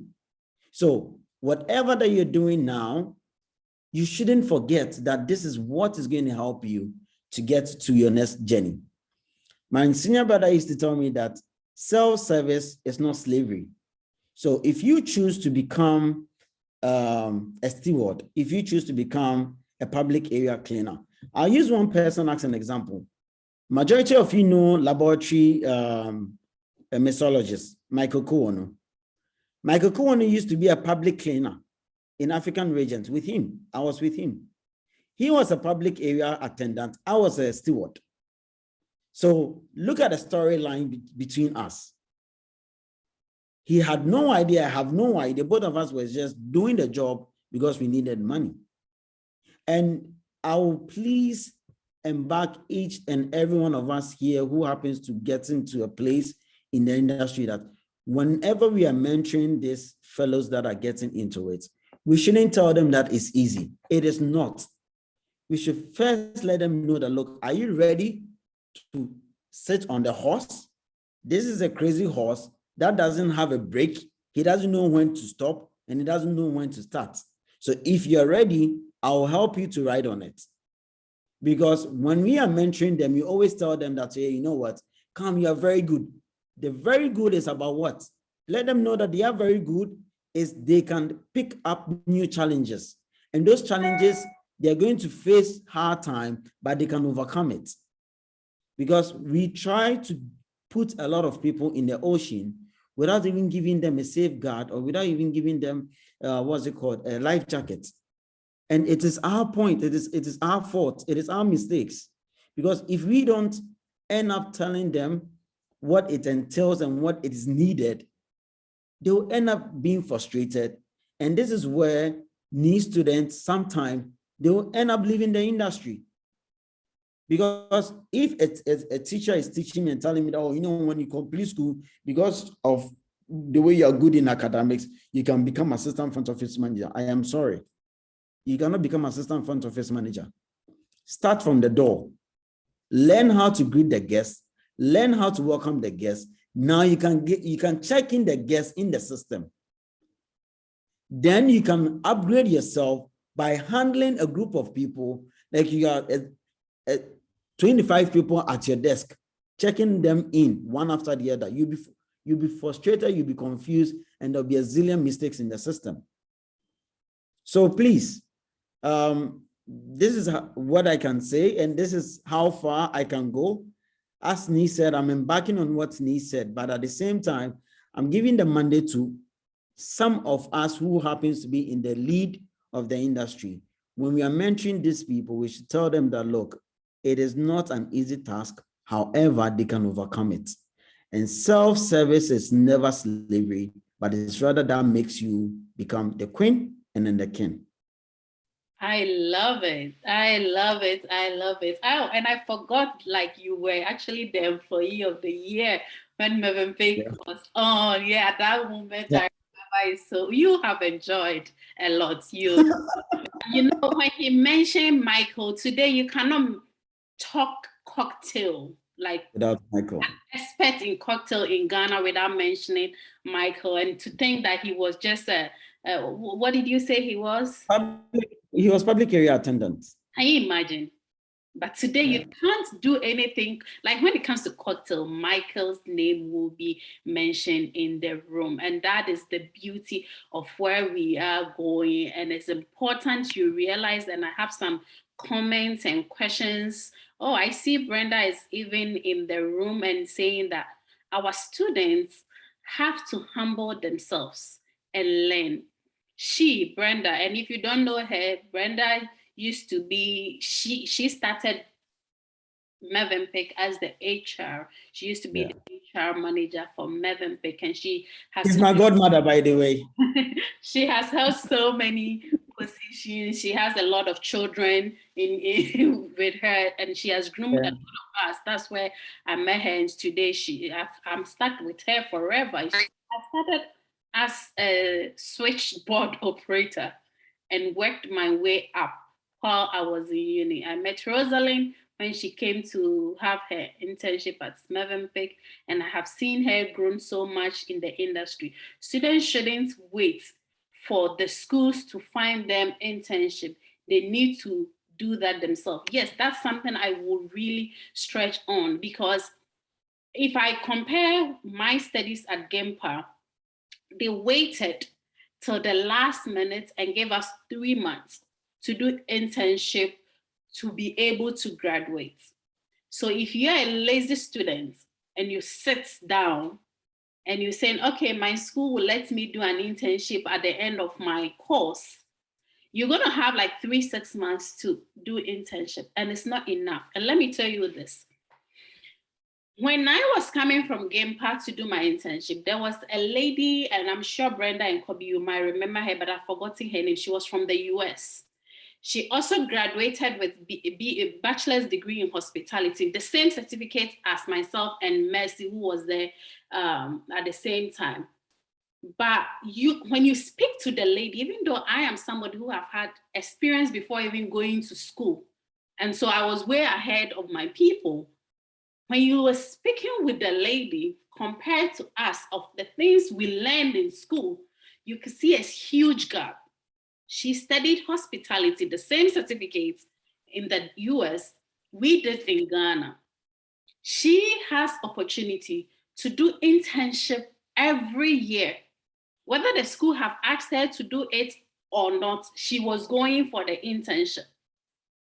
Some of us, no, we were not doing internship. We were just chilling. And that is like your story. When I say some of us, that's not what I did, because I was pretty much working whilst I was in school. We stayed. So when you see this lady, she had certain privileges that we were not having. But the truth of matter is, when you are arguing on issues with her or solutions, or even the positions she's holding, she's way ahead of us. And you'll be angry and be like, but we have the same certificate. Why is she like, why are they giving her more room than me? No, the things she can do, you can't do. Is it Mary? No, I've forgotten her name is not Mary. She was living on property. She was staying on property, a white lady. Yes. I've seen her. Yeah. Jolene something. Julia or something like that. And then coming back now to the schools that I represent in Ghana, Swiss Hotel Management School, it's 3 years education. But what they do is the students learn 5 months in school, go for 6 months compulsory internship, come back second year, 5 months in school, go for 6 months or 1 year management training. Third year, stay in school fully, finish again, pick up another internship or management training. Tell me, if you're a student in Ghana, studying with such a, having the same certificate with such a student from Swiss Hotel Management School, is it comparable? Secondly, these schools have campuses that are hospitality or hotel environment campus. So they have different concept lab, from casual dining to fine dining, housekeeping, catering from 1-star level to 5-star level room settings. So this student is learning whilst at the same time practicing. Our schools don't have it. So if you don't make yourself available and looking at, if I go to Mövenpick or if I go to RB Park Hotel, Joe is going to offer me 200 Ghana cedis, and so I don't want to go. Are you doing jail or you are doing yourself? This is the question you should ask. Okay, and I see a hand up now. I think the person just lowered their hand, but if you can raise up your hand again, I'll call you so you can ask your question. But somebody asked a question in the chat saying, I am very young in the practical aspect of the industry. I would like the house to help me understand the practical difference between hospitality and tourism. Jill, can you take that question for us?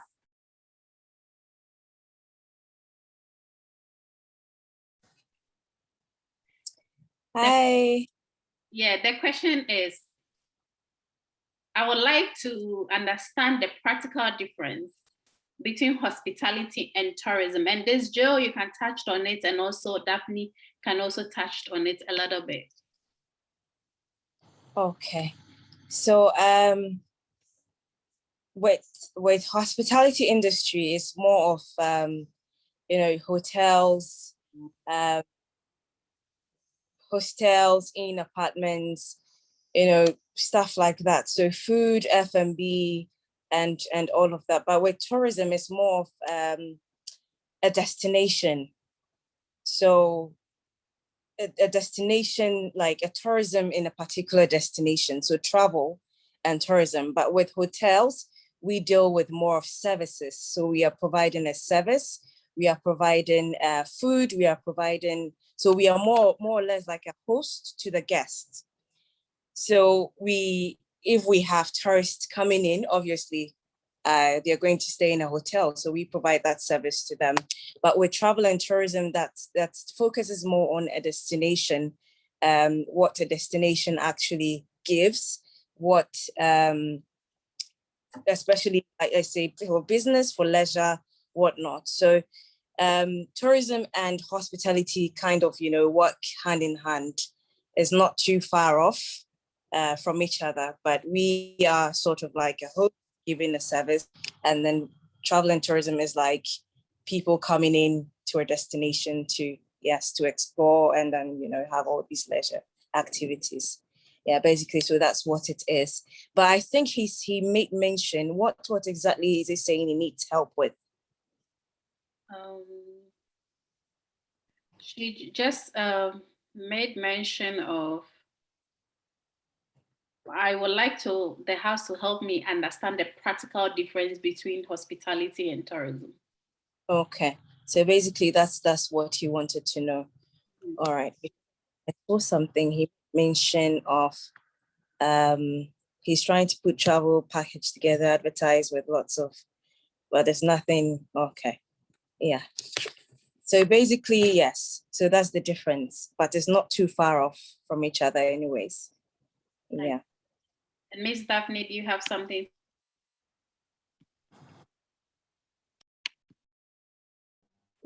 There we go. The simplest way I can explain it is, one is about visiting sites and seeing it. It doesn't involve overnight stays. So lodging, hospitality focuses more on lodging. So without the overnight stay, I would say it can fall under the tourism category. Then with the lodging aspect of it, hospitality. So that's the simplest way I can define the two. But JL explained really well what those differences are. They're all in the same. The only difference is you get to sleep in one segment of the industry where you're fed and all that stuff, and the other more for sightseeing and exciting stuff. But you come back to us. Exactly. At the end of the webinar, I will share a screen for you to see the career aspect in both areas and all that. Then you can take a screenshot of it if it will help you as well. We have some ones, it's quite long, but it says, I'm having my internship with Holiday Inn. As part of my internship, I have to work in 3 departments. That's F&B, front office, housekeeping. For now, I'm doing with housekeeping. Currently, I'm done with housekeeping. Currently at F&B, conferences and banqueting. Working in housekeeping is physically demanding. I love cleaning, physically demanding. I love cleaning and making up the rooms. I want to tell the HR to take me back to housekeeping. Panelists, what do you think about it?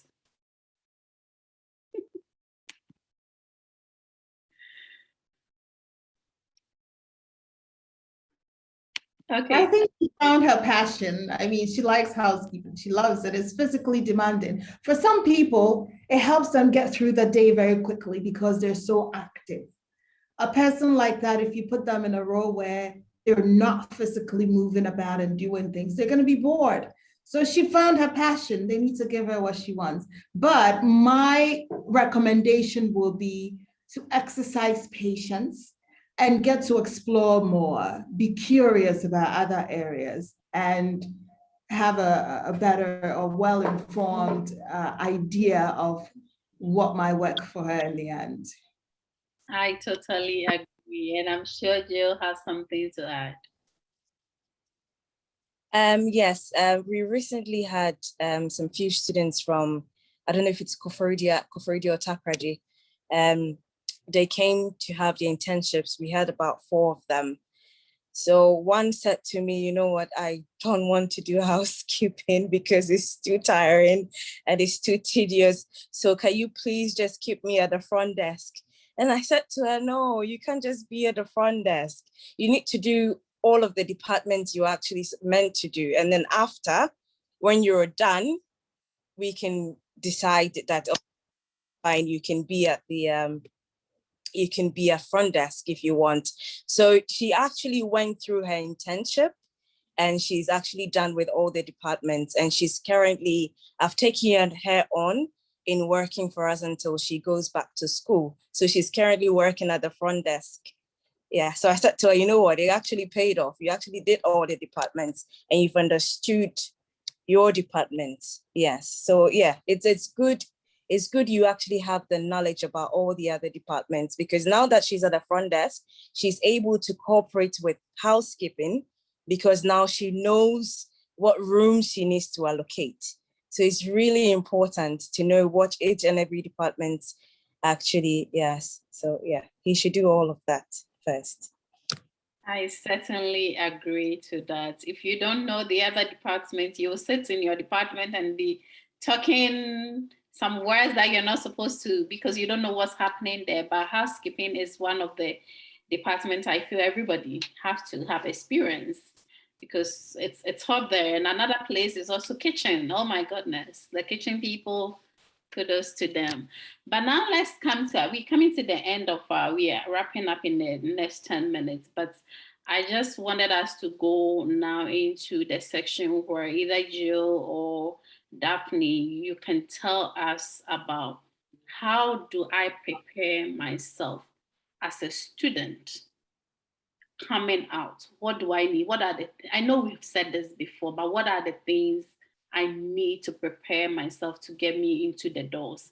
And if I'm already in my role and I need a change, what do I need to do? And Daphne, you can take this first.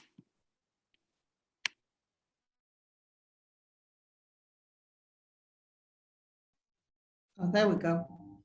Okay, so what do they need to prepare to enter into the industry? And if they're already in the industry, how do they grow, if I heard correctly? Okay, so you have to learn how to work with other people. So you have to be a people person for our industry. We're serving people. You need to get along with others. So you have to have the right attitude. You need to be able to have resilience. We all know that the industry has gone through such a tough time this last almost 2 years, right? Those that are still in there know that it takes a lot of resilience, and resilience means that not giving up, not quitting when things get tough. It has gotten tough before and we recovered. So we need to teach our students how to have tenacity, because our industry is not for the faint of heart.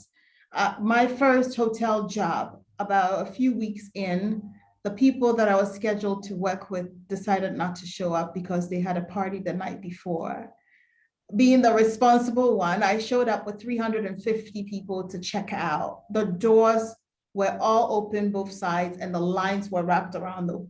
Yes, being a newbie in the industry and being faced with such a challenge, if you don't know how to exercise internal peace and self-talk, there are certain situations where you have to speak to yourself in order to stay on point so that you can get through what you need to do to get through your day. 350 checkouts by myself on a Sunday morning. But I had to learn how to work under pressure because I saw that this was an opportunity for me to shine. They're not here, too bad, it's stressful. So what did I do? I made a bold announcement in the lobby. It was full of people. It was a large group of basket weaving ladies. Their corporate office is actually shaped in a basket form. So when I was faced with this challenge, and I'm telling this story because you will experience things like this if you're getting ready to go in the industry. That group checked in. They usually have about 3 to 4 women per room because they're sharing, right? They're coming for a conference, basket weaving conference. The whole city is full. So they understand there will be lines. Sometimes we worry that our customers are not understanding. However, if we communicate and we set an expectation, it helps manage the situation. So for me, when I noticed what was going on and what I had walked into, my night auditors hung out with me a little bit to help out. But then at some point, your night auditors are like, you know what? I can't do it physically anymore. I have to go. So they left. And here I was with lines wrapped around the corner. I spoke up loudly as I could. And I called my bellman and I called the doorman and everybody. And I said, we need to inform everybody in line that if they did not need a receipt to check out, drop your keys in the buckets. You see? So we developed a system to navigate that. We have baskets. If you don't need a receipt, drop your keys in the basket. If you need a receipt, drop your email address in the basket. If you don't have an email address and you want to wait in line for me to attend to you, please be patient with me. I'll get to you. So we have to learn to communicate. We have to learn to face these issues. Another conference that happened, we had a lot of snow, about 6 foot tall snow. You couldn't open your door to go out. Everything was shut down. Emergency alerts were on. Nothing was moving. For 3 days, I was in the hotel. I had to feed these people. If I did not know how to navigate a kitchen with the small staff that I had, we had to do everything from housekeeping to feeding them and everything. So I was in the kitchen cutting deli meat to make them deli sandwiches because that's all we could do, right? So you have to have a thick skin to be in the industry. You cannot crumble under pressure. You have to shine under pressure. So you have to prepare yourself mentally that this job is not going to be easy, as many of us have already said. Now, let your work show and document your journey so that as you journal, you understand where you're coming from, you have a good measure of your performance, and you have a good case of how to present yourself when you're looking for a promotion. As I mentioned before, I believe in the first conversation, if you're in a current role and you're looking to grow in that role, there's several things you have to do. First of all, you have to take an assessment of yourself before someone else takes an assessment of you. Measure your performance. Are you doing your absolute best? Do you have knowledge of the job? And are you exceeding expectations? Ask questions, ask your colleagues, right? So areas where you need improvement, improve on it before your actual annual review happens, right? If you're a front desk agent and you know that if you need to be mentioned in comment cards or surveys or reviews, you want to make sure that you're putting your best foot forward, and every guest that you encounter, you give them your best so that they're speaking for you. They now become your advocates. Your work is speaking for you through other people, through your co-workers, through your supervisors, through people that are not even in your department, okay? So you have to do the work, and you have to let people see that you're strong in what you do, and you have to develop yourself for the next stage. Every time you're in a position, prepare yourself for the next step. Whoever your supervisor is, make sure that you're preparing yourself to take their position if they're not there. I have always told anyone who interviews me as my superior that I want you to have a replacement when you decide to leave, and I want to be that replacement. So you have to have a plan for your career, and it has to be a strategic plan. You have to network, you have to build relationships amongst the people you work with. Like I mentioned before, let them become your spokespeople when you're not present. So it's a good amount of things you have to do, but these are a little bit that I want to share about now. I also want to say that be open to unique opportunities, because there are so many unique opportunities in the industry. For example, I have a friend who did not think that she can become a hotel designer, but she is one now because she was curious about project management, and then she got curious about opening hotel, and then she got curious about the architecture, the design. Now she designs hotels. People consult her and they hire her to design hotel concepts. So there are unique opportunities in the industry. You have to be curious. You have to be prepared for those opportunities when it knocks at your door. Don't be stuck on one thing. The journey is never going to be straightforward, especially for the young ladies, the women.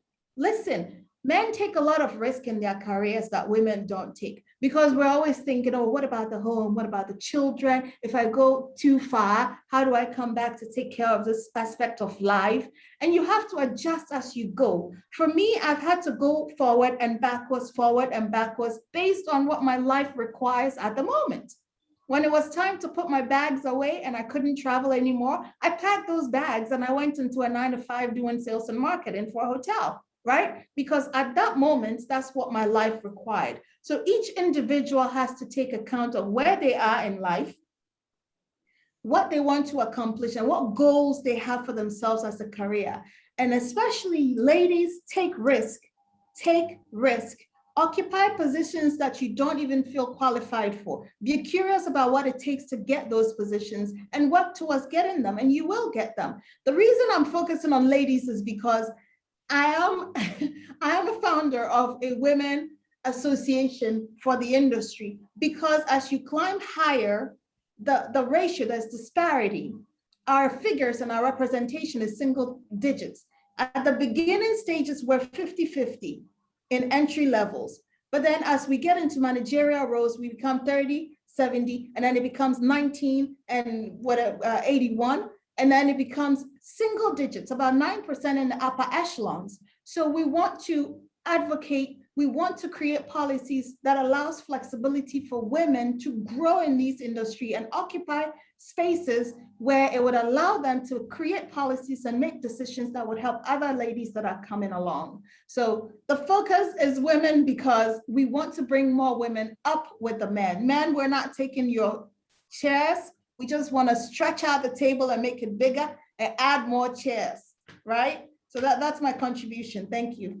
I'm so glad you touched on the women aspect, because it was something I was going to ask you to kind of say at the latter part, because when I kept posting about Africa women in hospitality and tourism, guys were like, why women? And I was like, why not women? But it makes sense. It's not like men, we are giving up on you. But even in Ghana, yes, how many women GMs do we have? It's very few. And so we need to push them, because women, yeah, we tend to think, I'm going to have a baby, I'm going to do this, and what do I do, and all that. And I remember I turned down an opportunity with Disney to join Disney Cruise Line, for instance, because I was thinking, I'm a woman, I'm at the age, I need to have a child, and going on a cruise, I mean, going to be on a cruise for 4 months and coming out for 2 months is too much. But imagine if I had taken that bold step, where that would have led me. And so we need that empowerment. We need that push. And I feel like what you're doing with the association it's really, really good. And we'll give you all the support we need. Somebody also asked me, okay, so why should I join them and also join Hospitality Professionals Network? And I was like, it's totally different things. Association for Women in Hospitality and Tourism Africa. And then we have Hospitality Professionals Network Ghana, which is open to men and women. Addressing different issues here, we are focusing on Ghana. They are women empowerment organization focusing on Africa. The vision is quite big. And so you can join both. You can join us, join them, and even join others as well. You're free to join all groups you can get benefits in. It's all about networking, it's all about learning, it's all about sharing. So keep on learning. I see a comment, and I thank you for the insights you have given, like prepare yourself and be there. And also I say that take stock of yourself. What are the skills you have? What are the skills you don't have? That will get you to the next gate you want to go. Prepare yourself and get to that stage. That is what, you can't just wake up. If you are a supervisor and you want to be an F&B manager, or a supervisor of F&B, you want to be the F&B manager, what do you need together? You have to know all those things. And for the students, I'll go to Jill for her to tell us, how do you prepare yourself? From your CV, from your cover letters, from reaching out to organization, what do you do, Jill?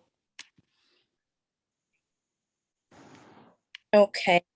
So the little bit I would actually add to what Daphne said, especially with the students, how to go about, applying for jobs and all of that. The first thing to actually know and do is to know your specialization and then master it. So if you know your field is going to be F&B, you can do cocktails really well, you can be a receptionist, you can work with housekeeping, then know your specialization and then master it at that point. And also in terms of your CVs, I mean, if you need help, you can come to me. Obviously, I'm going to assist you in regards to that as well. And what I would also say is, do not be scared to change your environment, because there's so many times where people are scared to relocate, because most of the times you realize that the opportunities outside of your environment, why not take it up instead of you being too scared to relocate because you feel you're going to be alone, you don't have your parents there. How am I going to survive? And all of that. Why not take a step forward first? So, I mean, a simple change of scenery could actually really, really help you if you're looking for a career. Think about that as well. If you're not finding anything within your range, you're not finding anything within your environment, look elsewhere. If you're in Kumasi, look in Accra. If you're in Accra, look in Takrady, or look at Akosombo or somewhere else, just as Kobe has been able to get to, is it Dubai? Yeah, so yeah. So you should be able to move out of your comfort zone and also be able to teach yourself as well. It's not just about being at one particular place all the time. You should be studying. So as time goes on, you should be able to learn from time to time. You should be able to make sure that you're not just stuck at one place. You should be, let's say, if you have a diploma, think of moving into doing a bachelor.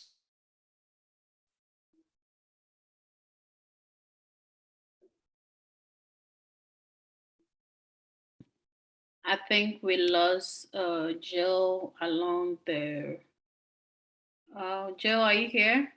Okay, so basically, like you had what both Jill and Daphne have said. Isaac, you are in the student body, and so I like you to kind of, we are wrapping up and ending in a few minutes. But if I listen in, I didn't engage too much because I wanted you to hear all the aspects from them, and then last minute, I want you to kind of share your thoughts as to the way forward, because for us, we have done this for you guys, but literally look at the number of people online. And I see your comments, Veronica. I see your comments about the young man who has lost interest in tourism or hospitality and how we can help such a person. The person should be on this webinar. Okay, so did you share with him? Should be on webinars like this, because we can do, you, even you wanting to help her, there's very little you can do, but the person has to have the interest to even be here to listen. Okay, so listen in. So this is very important. Thankfully, we've recorded all the 3 sessions we've done. You can send him the link and he can watch.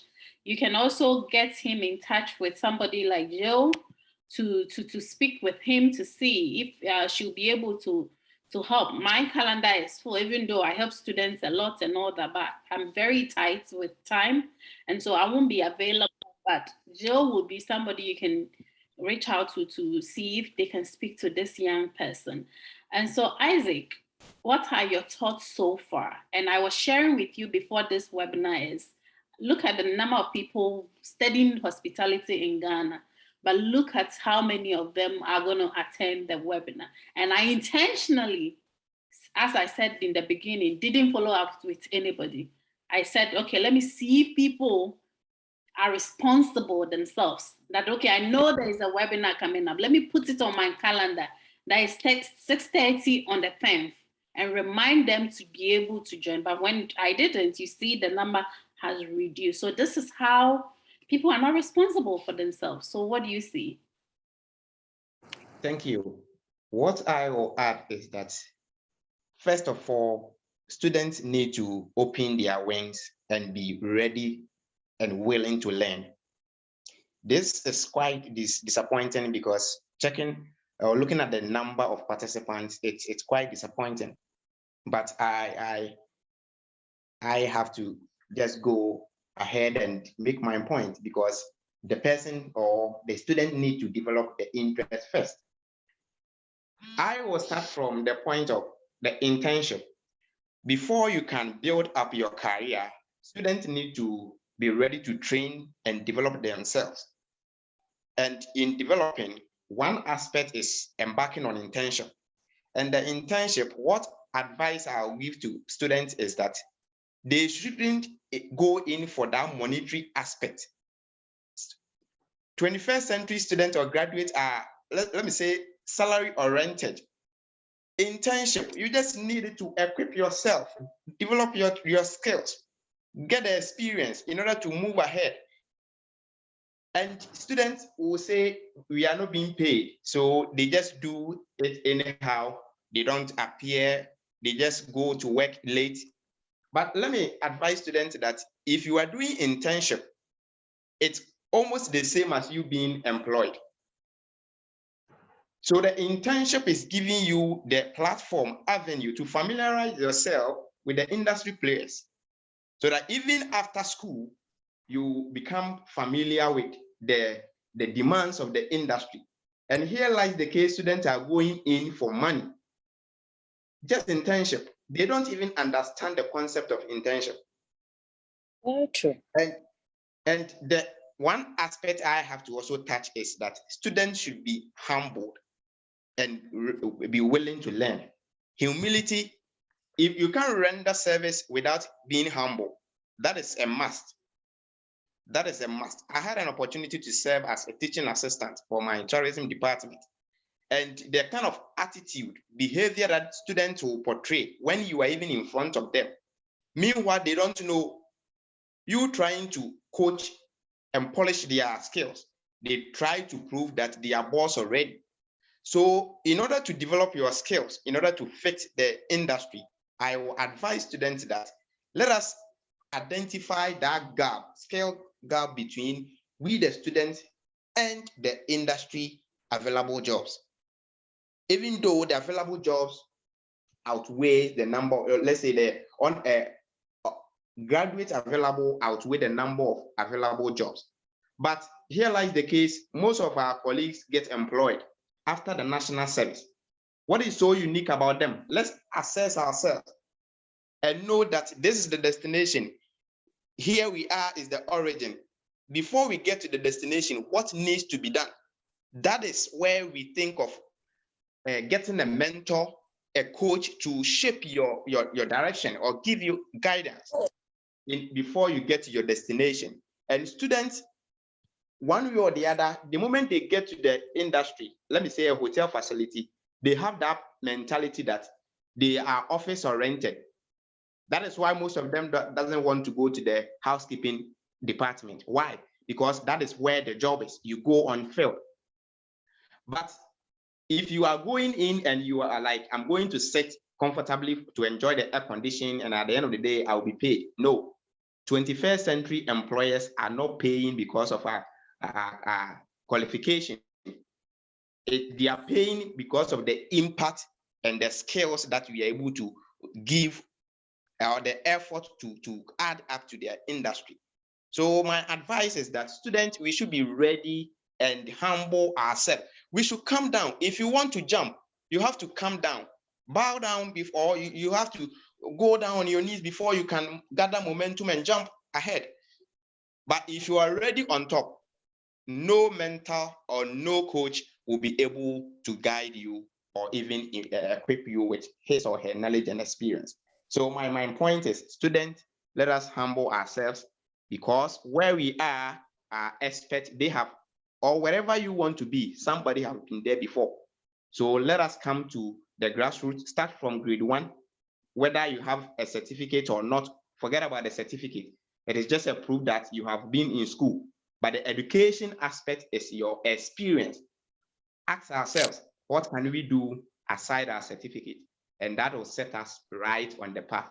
And we will be able to come down to our knees and be ready to tap into such experiences like this. And then together we can position ourselves right. Thank you very much. Thank you so much. And you have kind of summed everything up. I'm sharing a screen right now for those of you who kind of question as to what are some career opportunities to do when you do hospitality, tourism, or culinary. These are some areas that we put together to show you guys. And you can see there are a lot of areas. So when it comes to hotels, we have banqueting, conferences, food and beverage management, front office, housekeeping, restaurant management. We have management itself, where we have corporate offices. You can have positions there: general management, public relations, sales and marketing. Tourism, most of the time people in tourism kind of don't know exactly what is under tourism, but you see airlines, casinos, cruises, leisure, entertainment, spa, and travel. You have business and then finance, human resource. And some of you who love finance, business, and all that, you should know that there are also courses in hospitality where you can do hospitality in human resource, marketing, finance, revenue management, or strategy management. There's even banking as well, is under hospitality as well. Culinary is here. And then you have others as well, where it's consulting, entrepreneurship, event, information technology, and NGOs. You can use your hospitality and tourism certificates in a diverse way. Don't limit yourself and just have the thought that, oh, I have to only be in hotels and I don't love hotels. So what can I do with my certificate? Don't be lost. I did hospitality management. I've worked in the hospitality industry. I've worked with air cargo business, airline before as well. But today I am much more in consulting. So you see how the trend has been. And so you don't limit yourself. Daphne, for instance, has been in the hospitality industry, went into technology, now starts her own business in hospitality consulting. Jill is still in the hotel businesses. So please don't limit your thoughts that it is the only area that you can venture into. Therefore, if you don't like hotel or restaurant, then you are stuck. There's more to the certificate you are earning than you know. Explore, do your own research, put yourself out, get your CV. Some of you, even common emails, you don't know how to send the emails. You can't write about yourself. How can you, if you can't write about yourself, then how can you even pitch yourself? So these are very important things. Your LinkedIn, instead of being on Facebook and Instagram and posting those selfies and things, please invest on LinkedIn alone. There's so many learnings on LinkedIn. If you type anything hospitality or social media management in hospitality or leadership, you have so many free lessons. When you go to EDS, there's so many free lessons on EDS. Okay, so please avail yourself for opportunities. Create your LinkedIn profiles. Don't sit at home and feel like lost, because I sometimes want to understand you, because I'm also Ghanaian. I studied in Ghana, but my thought processes of seeing things is different from most of the students I see them today. There's so many opportunities out there. You're saying there's no job, it's COVID, but it is in COVID time people are getting their breakthroughs in hospitality with their hospitality and tourism. So what are you doing? Well, it is the end of the webinar, and I'll go to all my panelists to share, like in brief, like 30-second, 1 minute message, part away message for us. Because if I want to go ahead and talk, I'll talk and I will not end today. Because this area is very important to me. And I feel like crying because you're sitting in school learning. What we are doing here, it's more than some hours you're sitting in school learning those things you are learning. And it's not even school hour, but people are not here. All right, let's go to Kobe. Kobe, your last message for us to leave in brief.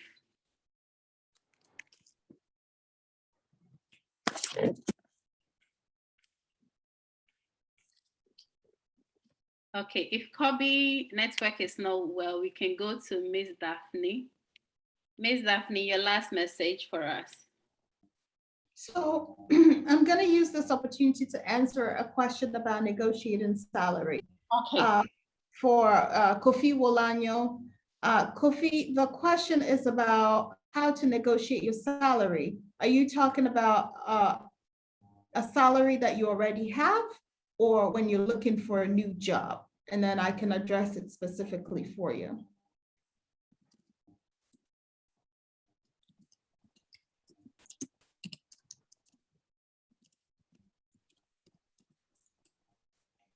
Is the person still here? Maybe you should touch on both sides and let yeah. Okay, all right, quickly. So if you're looking for a new job, and first of all, you have to do a research about the role, right? You have to research what that job pays. so that you can have an informed idea of what the job pays. First of all, location of where that opportunity is. If the role is, hotels are different. Based on the level of services they offer, will also determine how much you're paid for that role you're looking for. So if it's a 2-star hotel, you can't expect to be paid what that same role will pay for a 5-star hotel. You have to keep that in mind. So do your research specifically based on that particular facility, the services they offer, the role itself. What is it compared to your colleagues or someone you might know in that role? What are they paying? Don't ever give one number as this is the salary I'm looking for. You could give a range and say, based on my research for this area, for this hotel type, at this star rating, this is the average pay that is out there based on my research. So my target is to potentially be around this range and allow them to make you an offer. And when they make you an offer, take your time to read through it. Sometimes the monetary value of what you're earning is not the most important. You have to look at what other benefits comes with it, and you have to negotiate those benefits too. For example, PTO, sick time, holidays, whatever. So don't just negotiate the money, negotiate other aspects of the full package. So take your time to read through it thoroughly, do your research first, ask for a range, let them come to you with something, do your research. If it's not acceptable and if it's not in the range you're looking for, now you have to pitch your case about why you think you're worth more. Now you have to pull all the things, pull on your experiences. I did this, I did that, I've had this education, I've had this experience. And for that reason, I think that you should give me somewhere around this range and allow them to assess based on the value that you've presented to them, whether or not they can give you something higher than what they originally offered you. That would be my advice for if you're looking for a new job. If you're on a current position and you're looking to have an increase in pay in that current position, again, do the same research. If you know of other people in the same capacity in around where you are, your location, and the service that the hotel provides is the same scale, is it upper, mid-scale, full service, luxury, whatever, 4-star, 5-star, whatever, figure that out. If your pay is not within that range and you want to have an increase, you can say that I've been working with this company for X, Y, and Z amount of time. I have done X, Y, and Z, exceeding the expectation of my boss. I had a review and this is how I performed based on the review. I've taken on additional responsibilities. I've done X, Y, and Z. That's why I said take account of what you do so that you have record of all of that.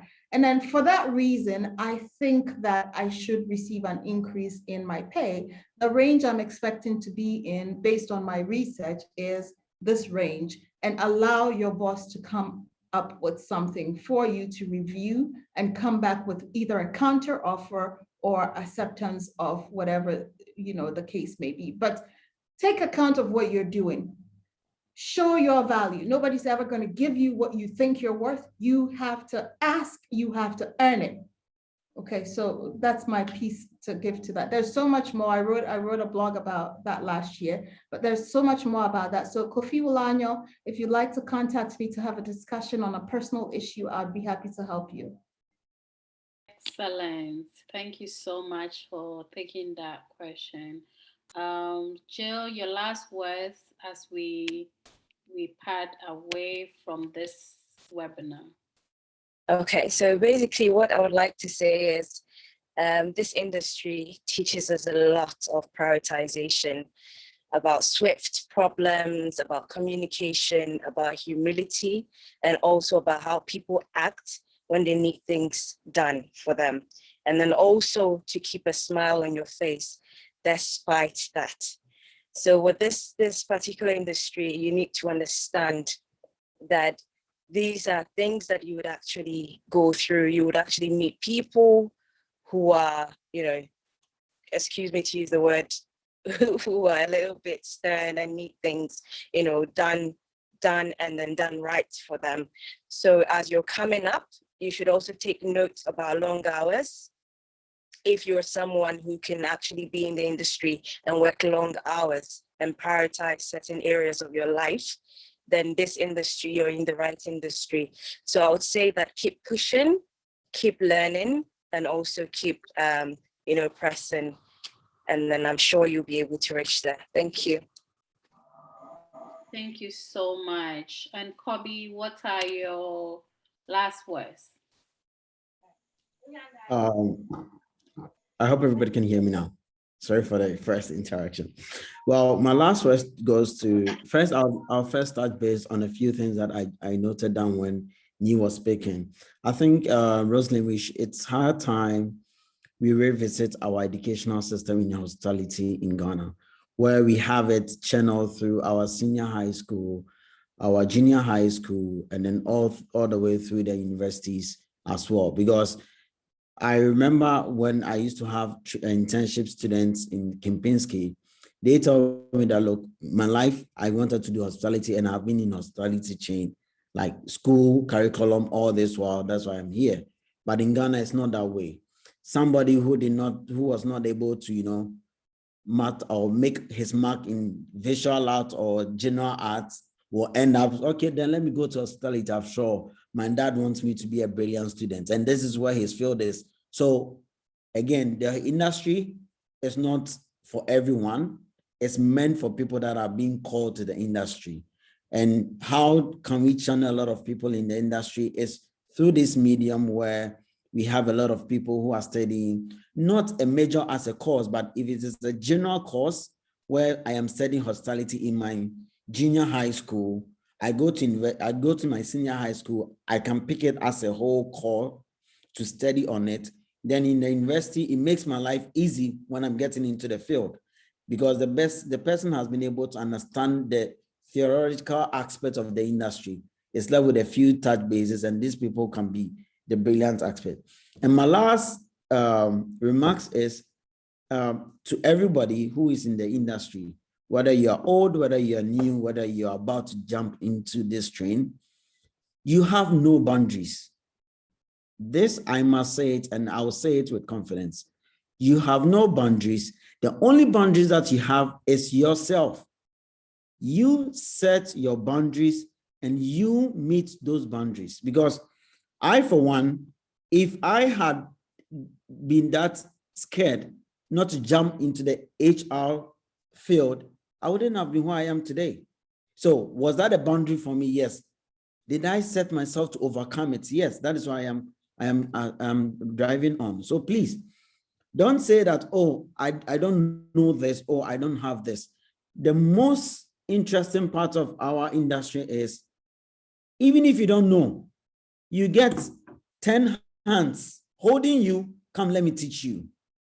For example, we have this webinar. As you're saying, Rose, how many of our students are here? Even those that are not students that are in the industry, how many of them are here? Just a handful of us. So this is how brilliant and this is how beautiful the industry looks like.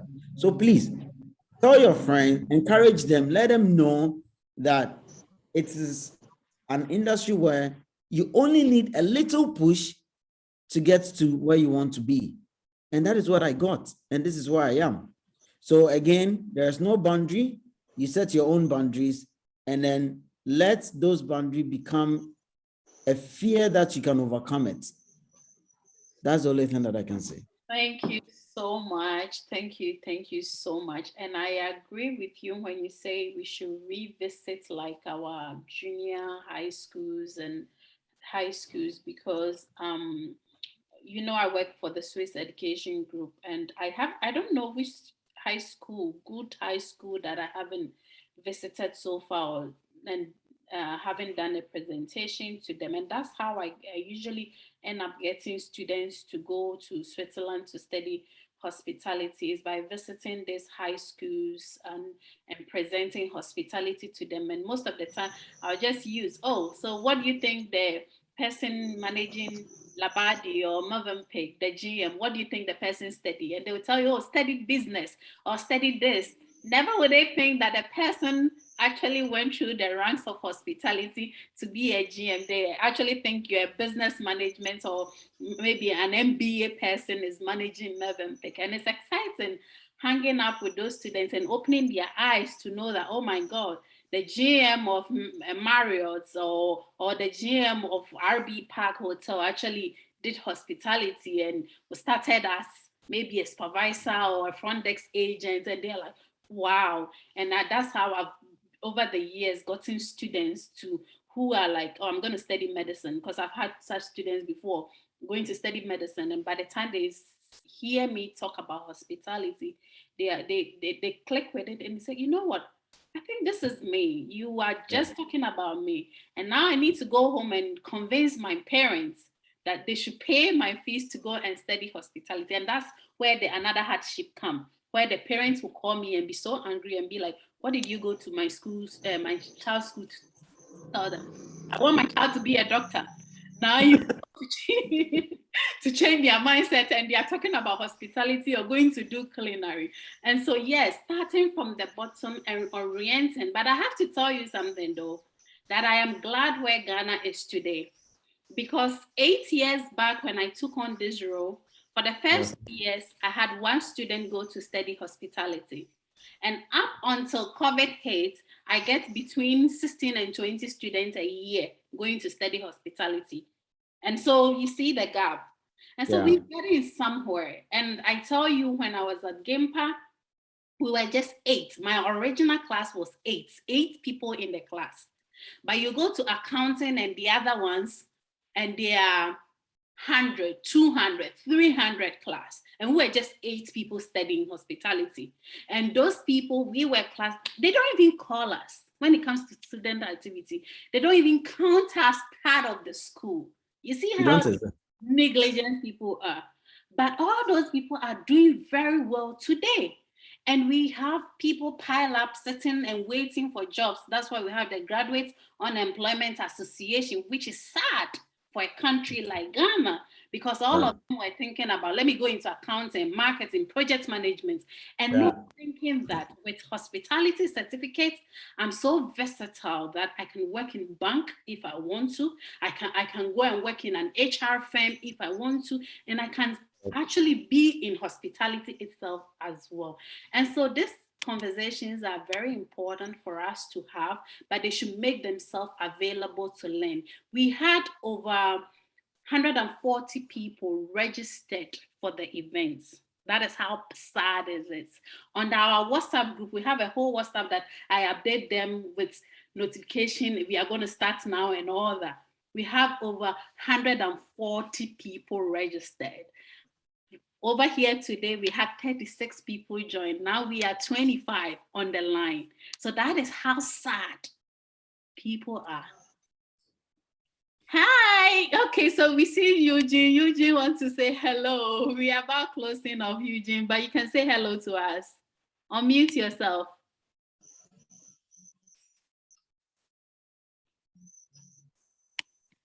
Okay, I don't know. You have to click on to mute yourself. I was just passing through. I see you for a while. Kobe. Yeah. Charlie, what's up? Adio.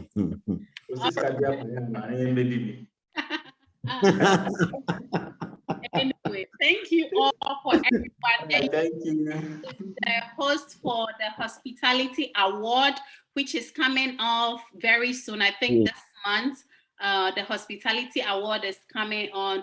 The tickets is on sale. Please go get some. This is a very good platform where you can network with people in the industry, spend money, and go get yourself a ticket and go to the Hospitality Award. And thank you so much for availing yourself. We will share the recording. You can forward it if you like, but as I said, I can't force you. If I say I want to do something for you and you don't chase it yourself, I cannot come and force you. And that's, for me, my policy. And so thank you all tonight for hanging out with us. And it's a good afternoon from my side, but a good night. Bye. Bye.